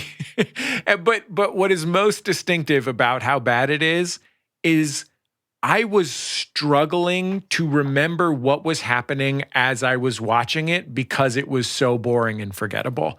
Like, the storytelling choices are so dull and predictable, but also too complicated to remember and put the pieces together. Oh, it is a mess. It is a very bad movie. And I say that as somebody who's like just left the part of my life where my children need to watch this kind of movie, so I need to take them to it, and I watch a lot of them. Some of them are passable. This is not one of them. This is just the most generic. That said, I saw Trolls World Tour, and instead of passing out of my mind immediately upon having watched it, it inserted itself into my mind where I hated it actively, continuously thereafter. And so I will say this was better than that in that it is now completely gone from my mind. Everything that Dan said to me was a revelation just now as he was recapping the film. So four strong recommendations for Smurfs. And then when Jesse listens to this episode in the future, he's like, "Oh wow, Ron is Papa Smurf's brother." Yeah. Okay. Run, don't walk in the opposite direction from Smurfs. Yeah. Wonderful is a podcast where we talk about things we like. That's hard to sell in a promo like this, so we've enlisted the help of piano rock superstar Billy Joel to tell you about some of the topics we've covered. Take it away, real Billy Joel. Diddy Rockspin on Lakeside, Worcestershire, Circle Time, Sega, Dreamcast, Caesar Salad, Tower of Hanoi. Keep me up, 8 time capsules, Wayne's World, Cheese Bulls, Wallace Stevens, Donkey Kong, Fun Size Almond Joy. They didn't start the podcast. Except that's not true, they didn't 22. They didn't start the podcast. No, they actually did. That was in fact a fib. Listen to Wonderful every Wednesday on MaximumFun.org or wherever you get your podcasts. Thanks, real Billy Joel. No problem, Griffin. What's more action-packed than prestige television? With more continuity than comic books? And more reality than reality television? It's professional wrestling! And to better understand wrestling is the ultimate form of entertainment. You need the Tights and Fights podcast. This is the perfect wrestling show with a lot of love, a lack of toxic masculinity, and just the right amount of butts, cats, and spandex. Listen to Tights and Fights every Saturday on Maximum Fun. The Flophouse is made possible in overwhelming measure by the kind support of listeners like you, but we also make room for a couple of sponsors. And this week we are sponsored by Factor. You know, fall can be a difficult season for a lot of people. You got kids, then you got to get them back to school. Things, like start heating up before the holidays. Shorter days can make it feel like there's less time, even though, it's the same number of hours. But you know what I mean. Finding time to cook can be tough. So with Factor's chef prep meals, you don't have to worry about that. They're designed to make it easy to stay on track and enjoy something comforting and delicious, no matter how hectic your season may get. And these days, you can choose from an even wider selection of weekly meal options, including premium seafood choices like salmon and shrimp at no extra cost. And you can savor some global flavors with some Asian-inspired meals with bold flavors influenced by China, Thailand, and more. I always try to make time for cooking. Sometimes it's hard. I enjoy it. But October was a crazy month for me in particular. It's not going to get any easier now that we're in November.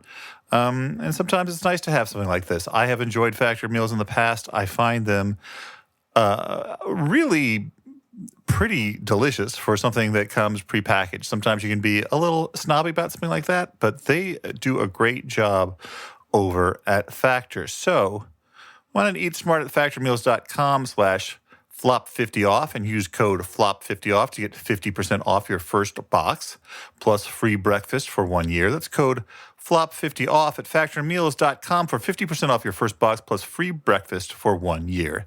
Get delicious, ready-to-eat meals delivered with Factor. Offer only valid for new Factor customers with code and qualifying auto-renewing subscription purchase. And our other sponsor this week is Hims, which starts out tired of trying to figure out what actually works for hair loss. Well, not I, but I will try and channel our most hair-losingest member of the Flophouse, Elliot. Hey, it's me, Elliot. Well, all right, that's kind of insulting. But anyway, through Hims, you get access to clear solutions, expert guidance, and an online process that takes the confusion out of care.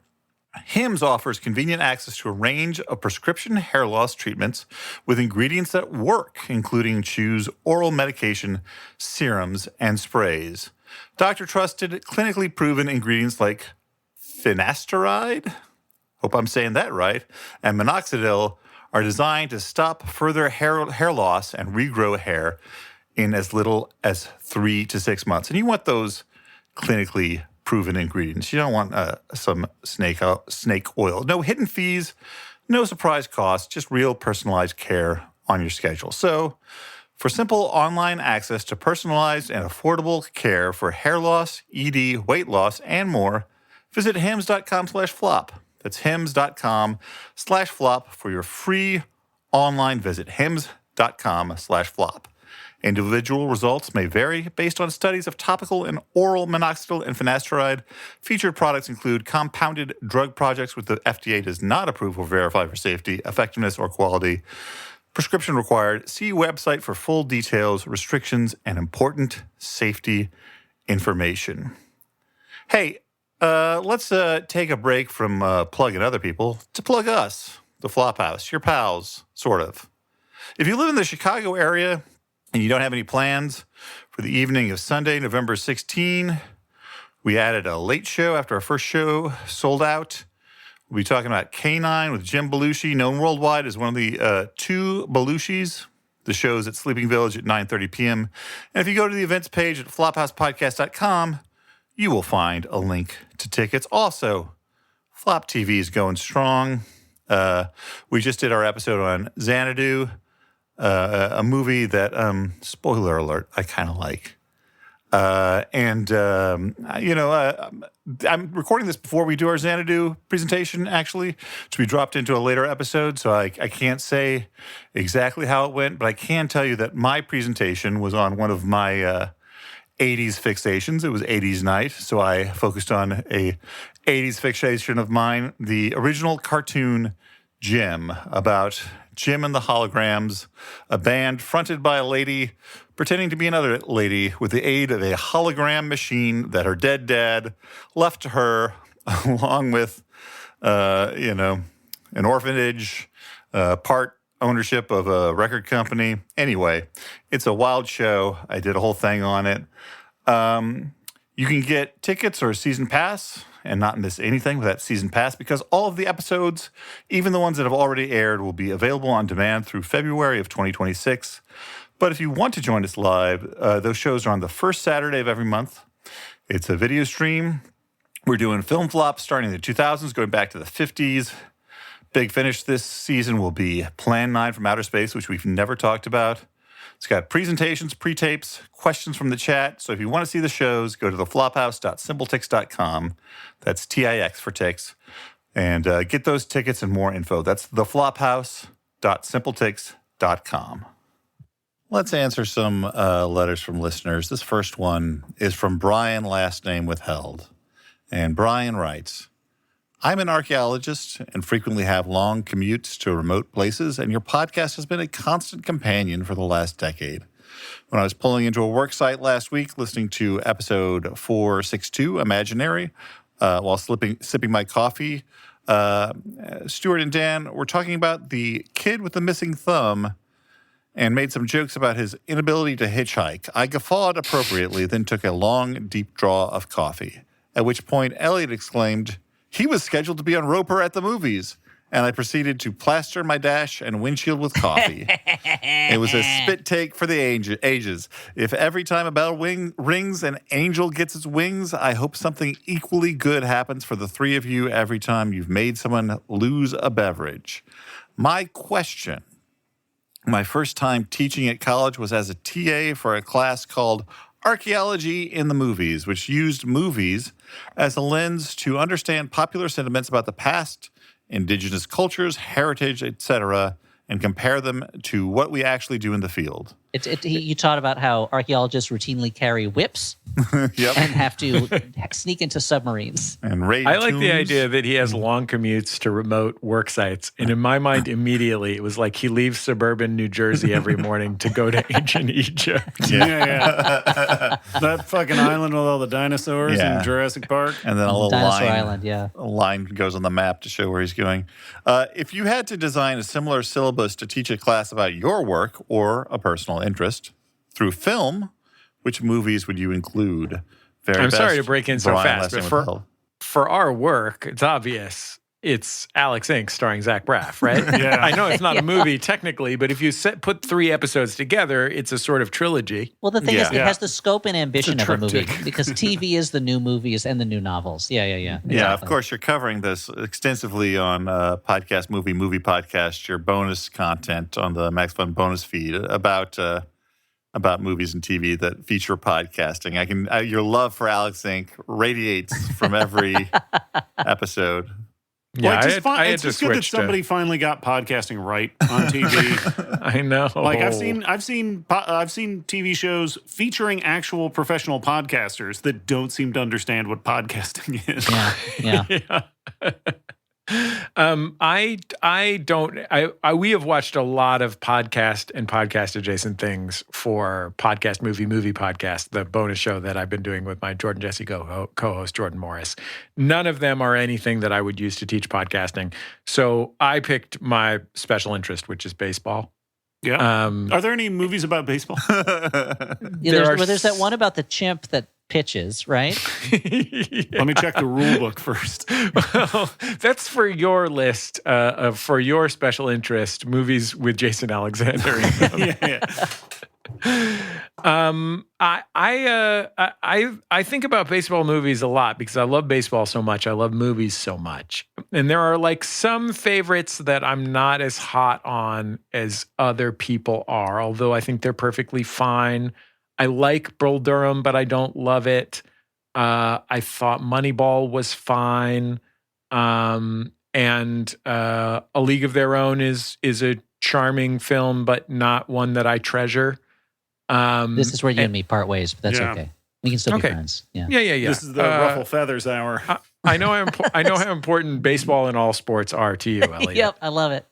But I thought Everybody Wants Some is, I think, a wonderful movie. I know that there's some disagreement on that question on this program, but I know Stu's on my team. I think it's like one of the best expressions of the way that it feels to be on a team at its best, and also the way, like the best way of being a jock.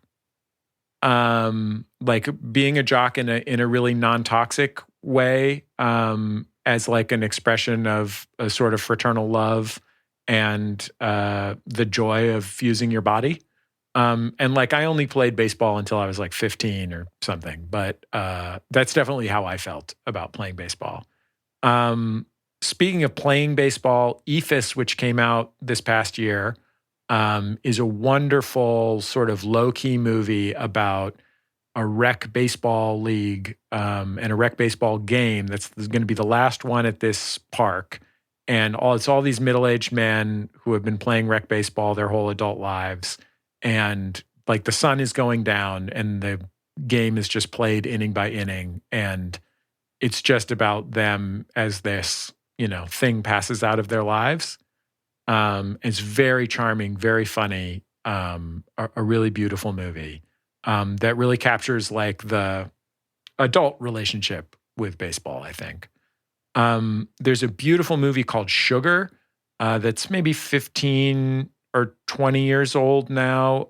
It's about a Dominican player as he goes from the DR to the minor leagues and eventually washes out, that I think is sort of one of the best depictions of playing baseball on screen and what I imagine the actual experience of professional baseball is like. Like I think people kind of imagine a major league type scenario, but this is a much more humane, human scale version of what a baseball player might actually be like in their life. Pride of the Yankees, which is like a very corny movie in a very sort of 1940 type way, or 1950, whenever that movie came out. But I think it really is a good movie and is the kind of the appeal of the corniness of baseball to me. Like the idea of just a pure American hero, like it's just a really nice pure American hero movie. Field of Dreams, which I like. A lot of baseball nerds hate Field of Dreams, but the idea of baseball as this kind of like, as just kind of like a feeling about this vague past, it sort of captures the way that baseball is this kind of like timeless companion in a way that other sports aren't. Pickleball? Like there's some, yeah, I know, right? But like, football is this like titanic clash and basketball is this, beautiful ballet. And baseball is just sort of like boring and always there, but also in the same way that like you could become, as you get older, you become satisfied when you do the dishes. You know what I mean? Yeah. Like it is like a friend, it is a satisfaction. And that is about like being older and connecting with yourself as a child. And Field of Dreams captures that very well. And then I was trying to think of any documentary about baseball besides Ken Burns' Baseball that's good. Ken Burns' Baseball is good. It's like all the things that are wrong with Ken Burns. Like he really shaves edges off of things and, shows archival footage of things that are not the thing that is being talked about and that sort of thing. And it's very corny, but it is genuinely very good. But I recommend it actually because I was thinking about it to Elliot that he watched with his son Sammy, a documentary called The Life and Times of Hank Greenberg that I think is a really interesting movie about baseball at its peak in the 1930s and story of, baseball as it relates to the immigrant in the United States and civil rights. And also just sort of baseball when it was the central cultural force in American life. So yeah, there's some baseball movies for you. Yeah. Well, my answer is going to sound so woefully unthought out after that, but it's that BJ Novak movie about podcasting. Well, again, yeah, nothing has gotten podcasting right. Tusk. Nothing has gotten podcasting right. So I was thinking about comedy and writing in general, and like the thing is, like also famously, like narrative movies have not gotten comedy right either. Like, which is weird since so many of them are made by comedians. Remember when a really smart, pretty good comedy writer wrote a really well-reviewed movie about late night comedy that starred Emma Thompson, the greatest world actor in the world of comedy, and it was a B-. Yeah, and I watched it, and I was like, none of this is how late night comedy is made. This is so wildly wrong about everything. So I was going to recommend, there are a lot of great documentaries. Just like look up documentaries about comedy. I liked the Steve Martin one that was on Apple a lot.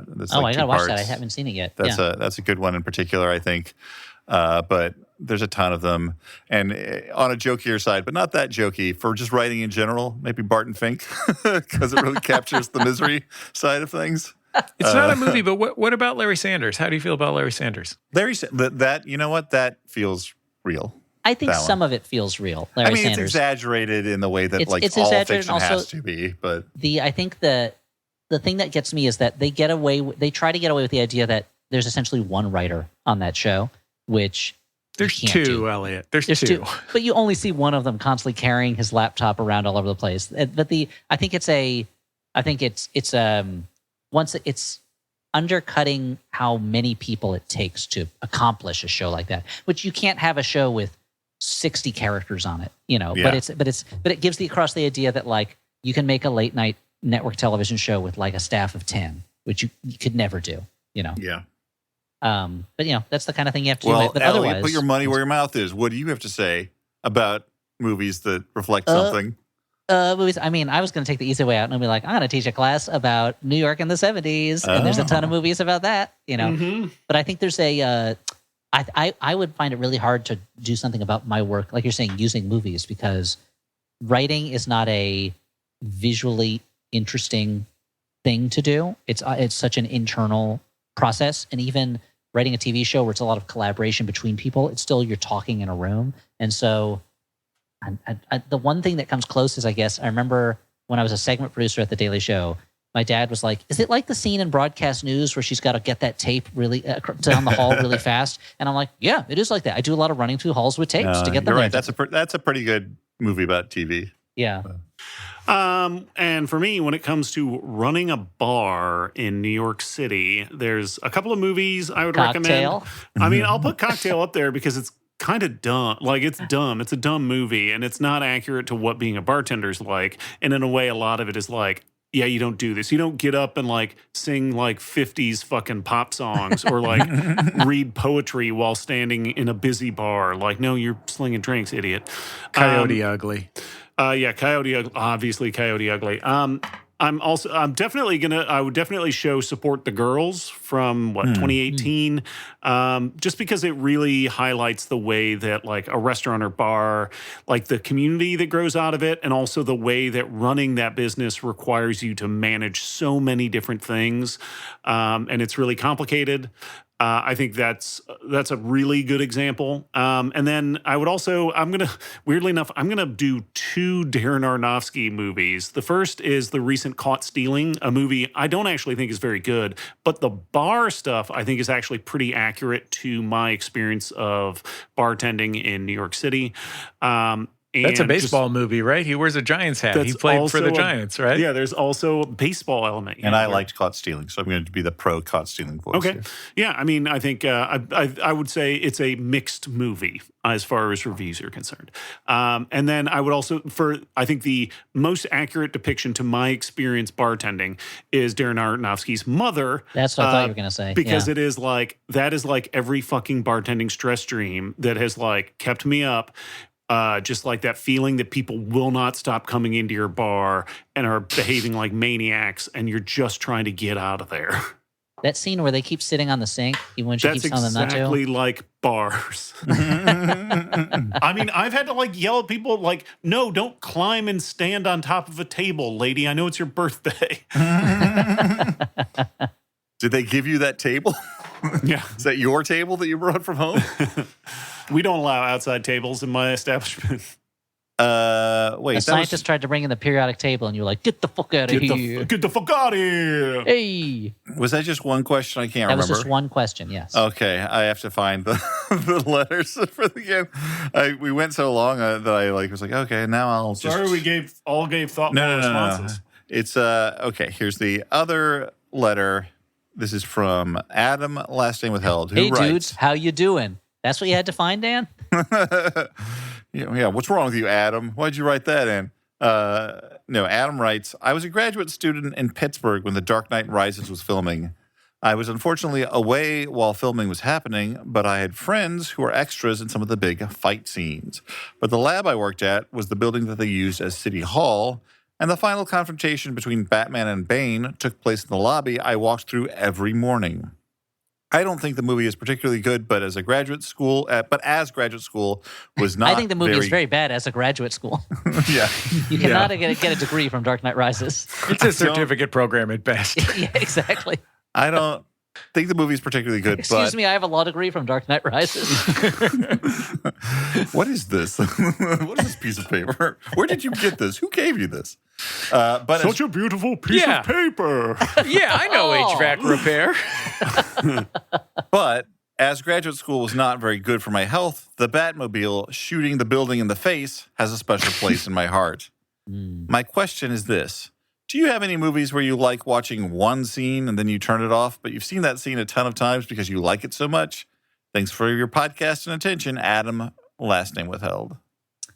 I think the closest answer I have to this, and it might make me some enemies, I don't love the movie Streets of Fire, but I do love the opening song in Streets of Fire. Yeah. That scene is one I'll just put on and watch it because I love the way he puts it together. I love the song. I think it's so that it really gets me going before a meeting. If I have a pitch or something, that's a song I'll listen to beforehand. But I don't love the rest of the movies. I don't watch the rest of the movie. When I got this question, I didn't really consider like I only want to watch this scene. I don't like the rest of the movie as much.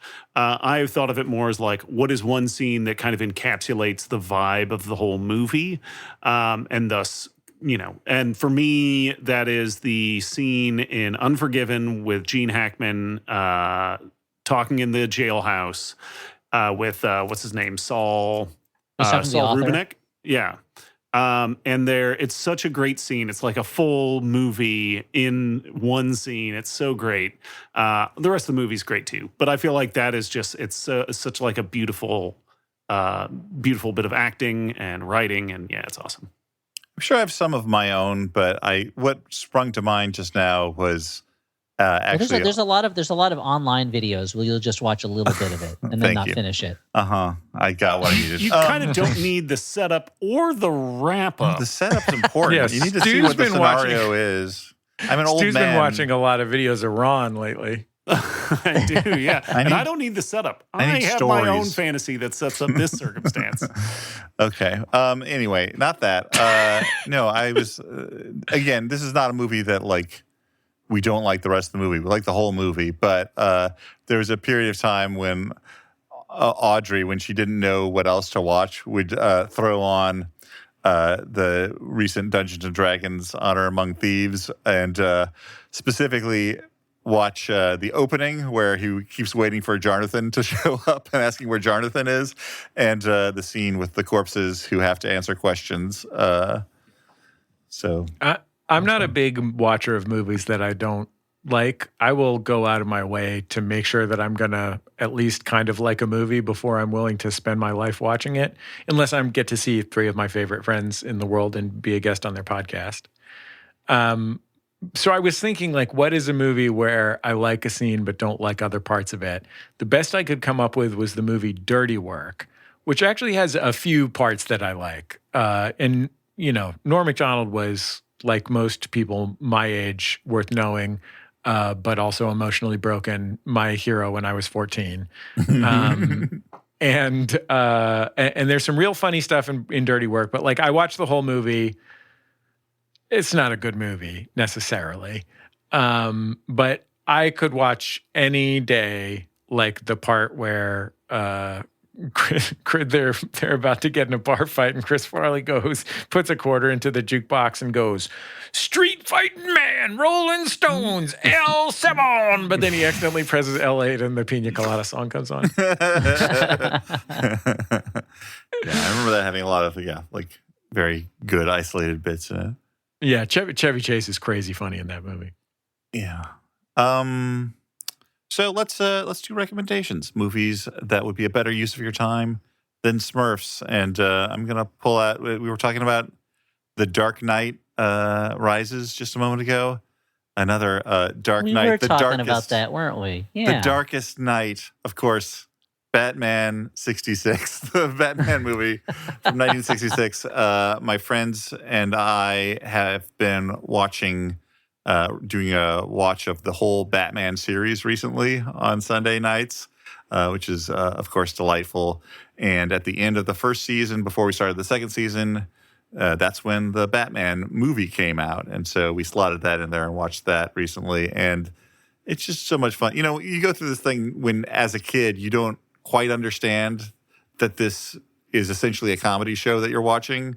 Like, you're watching a Batman show seriously because you're a kid, and you're like, why is it so weird? Why is it so goofy? Like, this is dumb, or like, but you like it, but you're like, this is dumb, and then you realize, oh, like, that's all intentionally dumb. These are all jokes in here, and they're really good. It's the old thing of, like, people being like, ugh. I feel like there's a long time they're like, ugh, it's so campy, as if comedy was not the purpose of the show. Like, they were trying to make a serious Batman show and they screwed it up because they didn't know what they were doing. You know? But I think, sorry, go ahead. One of my kids went through a Batman period, and we watched this. And, like, the thing that struck me is just Adam West is really funny. He's so good in it. He is really funny, and not like, I'm a ridiculous man and they gave me things to say that make me look funny. Like, he is on purpose super funny in it. Well, and similar, I think it's like I was just saying about the show. I think Adam West did not get a credit he deserved for that, where it was like, ugh, he's so, like, it was as if it was a flaw of his performance that it is hilarious, when that is exactly what he's going for. Like, he is playing a guy who is unaware of how ridiculous the things he's doing are, you know, and that kind of thing. But it's, also, he's great it can simultaneously be funny and campy and have, like there's some great villain performances in there. Like Frank Gorshin and Burgess Meredith in particular, I think are super amazing. I mean, like, also Julie Newmar's Catwoman, just like terrific performances in this silly show. When my kid was going through that Batman period, I talked to friend of Max Fun and friend of this show, Glenn Weldon from Pop Culture Happy Hour, who wrote a wonderful book about Batman called The Caped Crusade. And I asked him, like, what's the Batman thing I would enjoy? And he recommended the comic Batman 66, which we bought a few, like, compilations of. And it really is a blast. And I had a great time also reading those, like, 50s, early 60s, Calendar Man era Batman compilations as well. Like, I was like, this is genuinely fun to look at and really fun to read. Yeah. So if you haven't checked it out in a while, Batman 66, Batman the movie, I don't know, just called Batman. Scene where... Do you remember when he's running around with the bomb? That's what I was going to say. The scene where he's trying to get rid of that bomb is one of the funniest scenes, actually. And to watch that scene and not realize you're watching a comedy, it always baffles me. Like when he sees the little ducks and he's like, oh, he can't get the bomb there. Bunch of nuns. Some days you just can't get rid of a bomb. Like and gets to a point where he's just like racing around like the same like triangle, like running into the marching band with the tubas, and it's great. Stuart. So Dan just recommended a man movie. I'll recommend a man movie. That's right. A few weeks ago, I went to a screening of Roof Man. The screening I went to, this is directed by Derek Cianfrance. And the screening I went to actually had a Q&A with Mr. Channing Tatum himself, the star of the movie. Now, this is a movie that's based on a real-life story of a man who escaped prison and hid inside of the ceiling, and then later on inside the building of a Toys R Us store. This is a period piece. It's set in the 90s, and his life gets more complicated when his desires to run away and be free are complicated by his relationship that he forms with one of the employees at the Toys R Us, played by Kirsten Dunst. This is a movie that, for one, is like set in the world of like, I don't know, like strip malls and like suburban America, and it feels like so like fresh and unique. Like it feels like I'm in a fucking different country watching this. Even though this is like a world that I lived in and grew up in, and like even though the circumstances are different, but they're spending so much time in this Toys R Us, it really like took me back to my, if you've worked retail at all, like it took me back to that time in my life where my world was so focused around this little place that sold stuff and the routine of it. And that, like, I don't know, it's just kind of magical. And I think the movie is a little bit too long. It could be tightened a little bit, but there's so many great performances, and there's so many great performances in small roles. Peter Dinklage plays the manager, and he's such a creep. And also, like, he gets involved in Kirsten Dunst's character's church, where the leaders of the church are played by Ben Mendelsohn and Uzo Aduba. And there's a scene where Ben Mendelsohn is like leading the show choir with this feathered hair, and it's just so much fun. And I think part of it's also this idea that this man is like struggling with the choices he's made, and he knows what he probably should do, but what his head is saying and what his heart is saying are different things. And I think it's a really interesting movie, and it's very sad, but it's also kind of beautiful. So I enjoyed it. Check it out.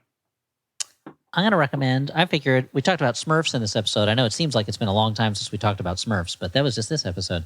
And I was thinking about what are kids' movies that accomplish something more like what the Smurfs, I would assume them to be doing, which is more gentle or quiet in a way. I couldn't think of anything exactly, but I remembered of the movie that came out last year called Flow. That's an animated movie about some animals that have to escape a flood, basically. And there's no dialogue. It's very quiet and I found it very slow, but my younger son really loved it. Like, he was really absorbed in it. And I thought it delivered to him, I think, there's danger in it, like there's stakes in it, but it is a very like comforting movie in some ways because it is not hyperactive, like it's not loud. And so I think for a kid who wants to watch a movie and does not want to watch something that is about a magic battle to save the universe, or you think is not in the mood for that kind of thing, then Flow really worked well for him as something that he could live in for a little bit and enjoy without it amping up his adrenaline every minute of every moment of it. So that's what I recommend. It's interesting because it is a movie that has those stakes, right? Like it's still scary at times, but I feel like there's a gentleness to it, I guess. Yeah. Exactly. And I think it's so much of it is in the pace and the tone of it that it is not trying to shove emotions down your throat or shove, excitement down your throat. It's not an exciting movie. Really good capybara in it. And there is a good capybara in it. Yeah. I know how you feel about capybaras, but still.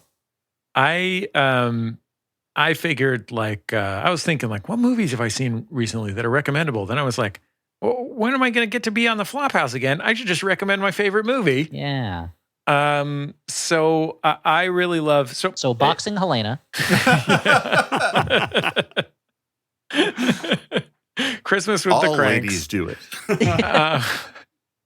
My father served on an aircraft carrier early in the Vietnam War, specifically in the war against Laos and Cambodia. And one of his jobs on the carrier was he operated the projector room in the movie theater. And there was like this horrible piece of it, which was that one of the things that he projected was tail films from the airplanes that were on the carrier. Ooh. But the good thing was that he got to see the movie 1,000 Clowns over 100 times. That's 100,000 clowns. Yeah, so many clowns. And my parents were very bitterly divorced. My dad's gone now, but my parents were very bitterly divorced. And 1,000 Clowns was like the only thing besides James Brown that they agreed on. Like the only thing that they both spoke fondly of. Everything else was divided in the divorce. Like somebody had to give up Nina Simone. But 1,000 Clowns they always agreed on. It is a movie from the early 1960s, the sort of just pre-hippie counterculture 1960s. It was originally a play, and the playwright based the protagonist, who's played by Jason Robards, on Gene Shepard, who was a legendary radio essayist, but also, the basis of the movie, The Christmas Story. But it's about this comedy writer who is out of work and takes care of his 13-year-old nephew, who is like a super precocious, neurodivergent weirdo. And he is trying to find a job because otherwise CPS will take the kid away. And Robards' character is just a classic comedy writer guy, in that he is unbelievably charming, unbelievably fascinating, like a guy that wants this kid that he truly loves to have like every vision of what is special and amazing about the world, right? My mom often talks about Irving R. Feldman's birthday, which is the birthday of the guy that runs the junkyard that every year Jason Robards' character takes the kid out of school for. And the conflict in this movie is not between Robards' character and CPS, although the guy that plays Mr. Feeney is the CPS guy, and he does a wonderful job. And there's William Daniels. Yeah, and there's a very sweet love story with Barbara Harris, who's the lady CPS worker. But like ultimately the conflict is that Robards is so deeply committed to his values of the world being a magical, amazing place that he can't accept the idea that he has to take responsibility for his life, right? That he thinks that it's okay for him to think of himself as so special that he doesn't have to take a shitty job so that he gets to keep his kid. And this central conflict is he's going out for these jobs and he's disqualifying himself for every one. And he ultimately has to face whether he's going to go work on the Chuckles the Chipmunk show with his old boss that he hated. And Chuckles the Chipmunk is an extraordinary performance of the just desperation and sadness of show business. And it's a movie that moves me to tears every time I watch it, because it reminds me of how difficult it is when you are, an idealist who's dedicated your life to laughing and joking and stuff, and maybe you're even good at it, what really matters is that you take responsibility for your relationship with the other people in your life, right? That like, you can't just be a solipsist. You can't just be a heel who's so charming that he gets away with it, And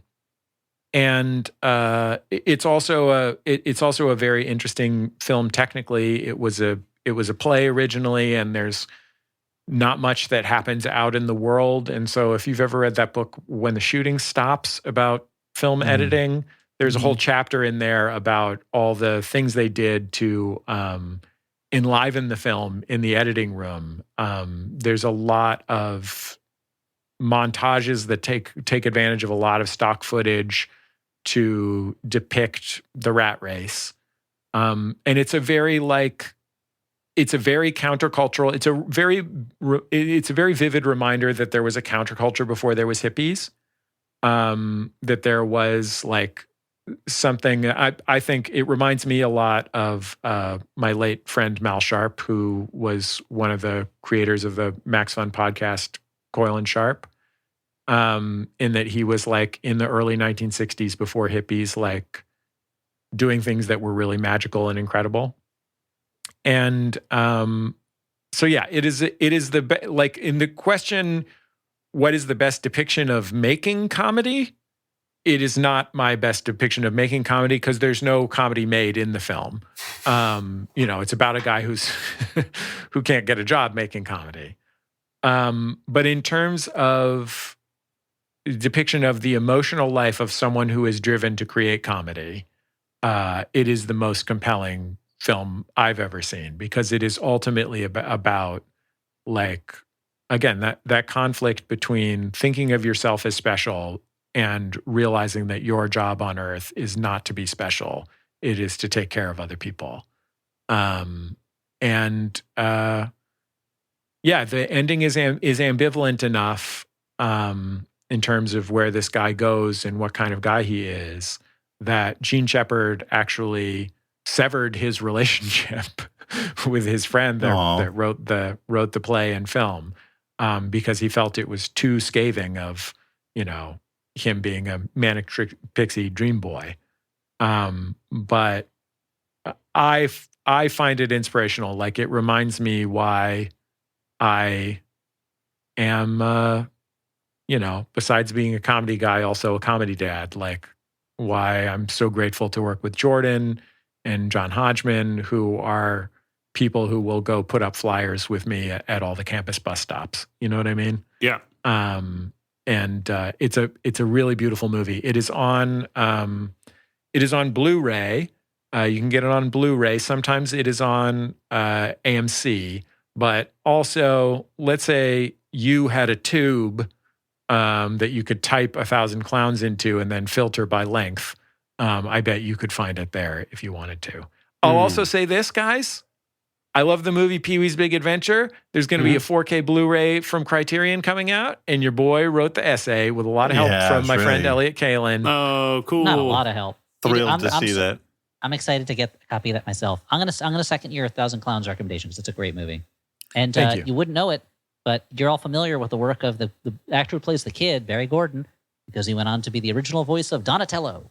Yeah. Ninja Turtles cartoon series. Oh, sick. He also sang machines? All I Want for Christmas Is My Two Front Teeth, and he was president of SAG-AFTRA. He's the longest-serving president of SAG. Like, it's great. It's a great movie. That performance that Gene Sachs gives as Chuckles the Chipmunk is astonishing. It's such a like. It is like, I think it's the best performance of an incredibly self-centered, narcissistic, low self-esteem performer that maybe I've seen in a movie. It's so hurtful. If you read When the Shooting Stops, he was a replacement cast member in a reshoot.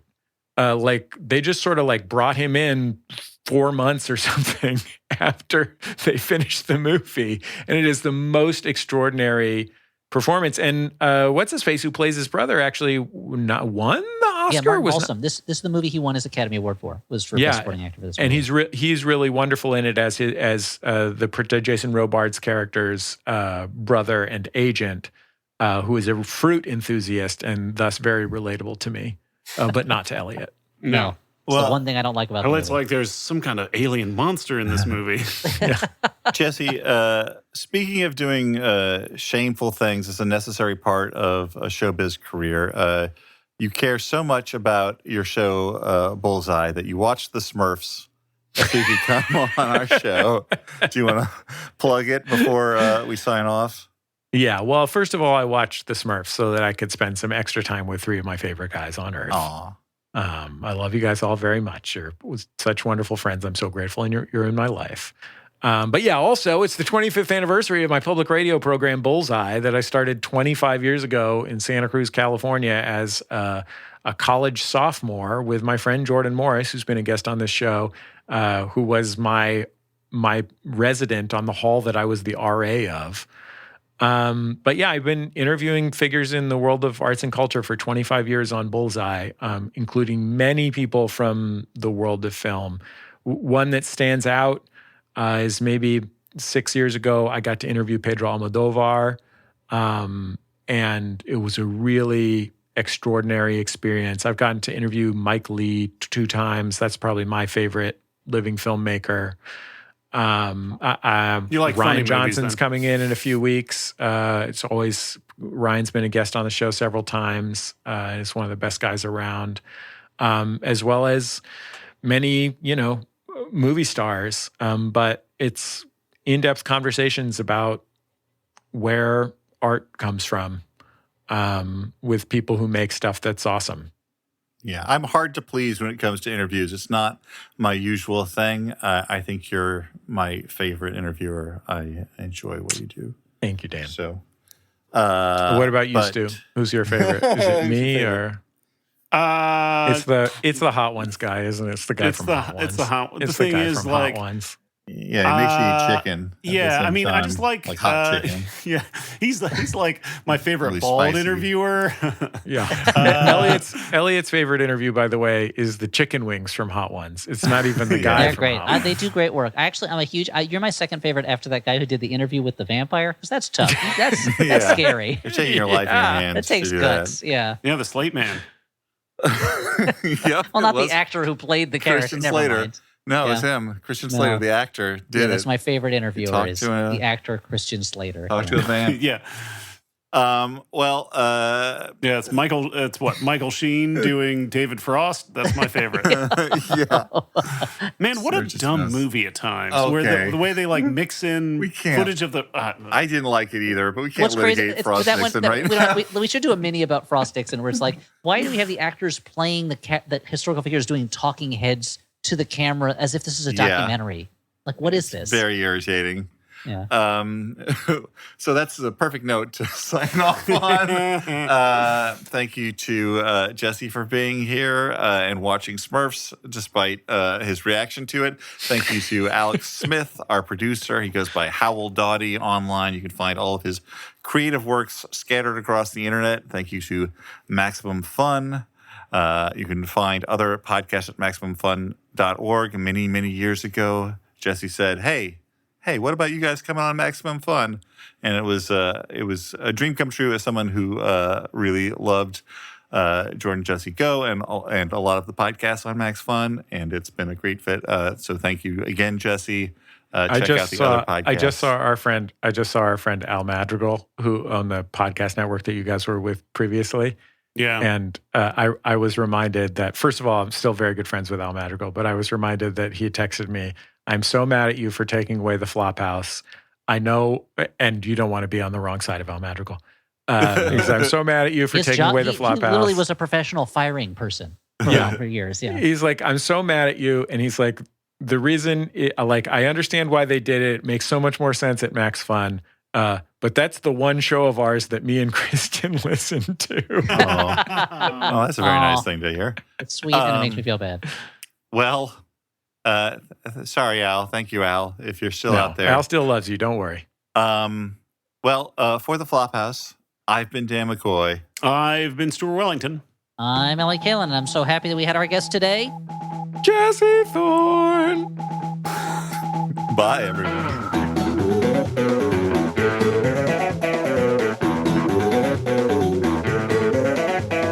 Together, there's almost 50 years. No, there's more than 50 years of podcast. I was just getting the 2 shows together, but all of us individually, there's nearly a century of podcasting experience on this Zoom. So our sound quality is going to rock. Yeah. certainly. He goes, I'm radio, almost 30-year radio professional Jesse Thorn.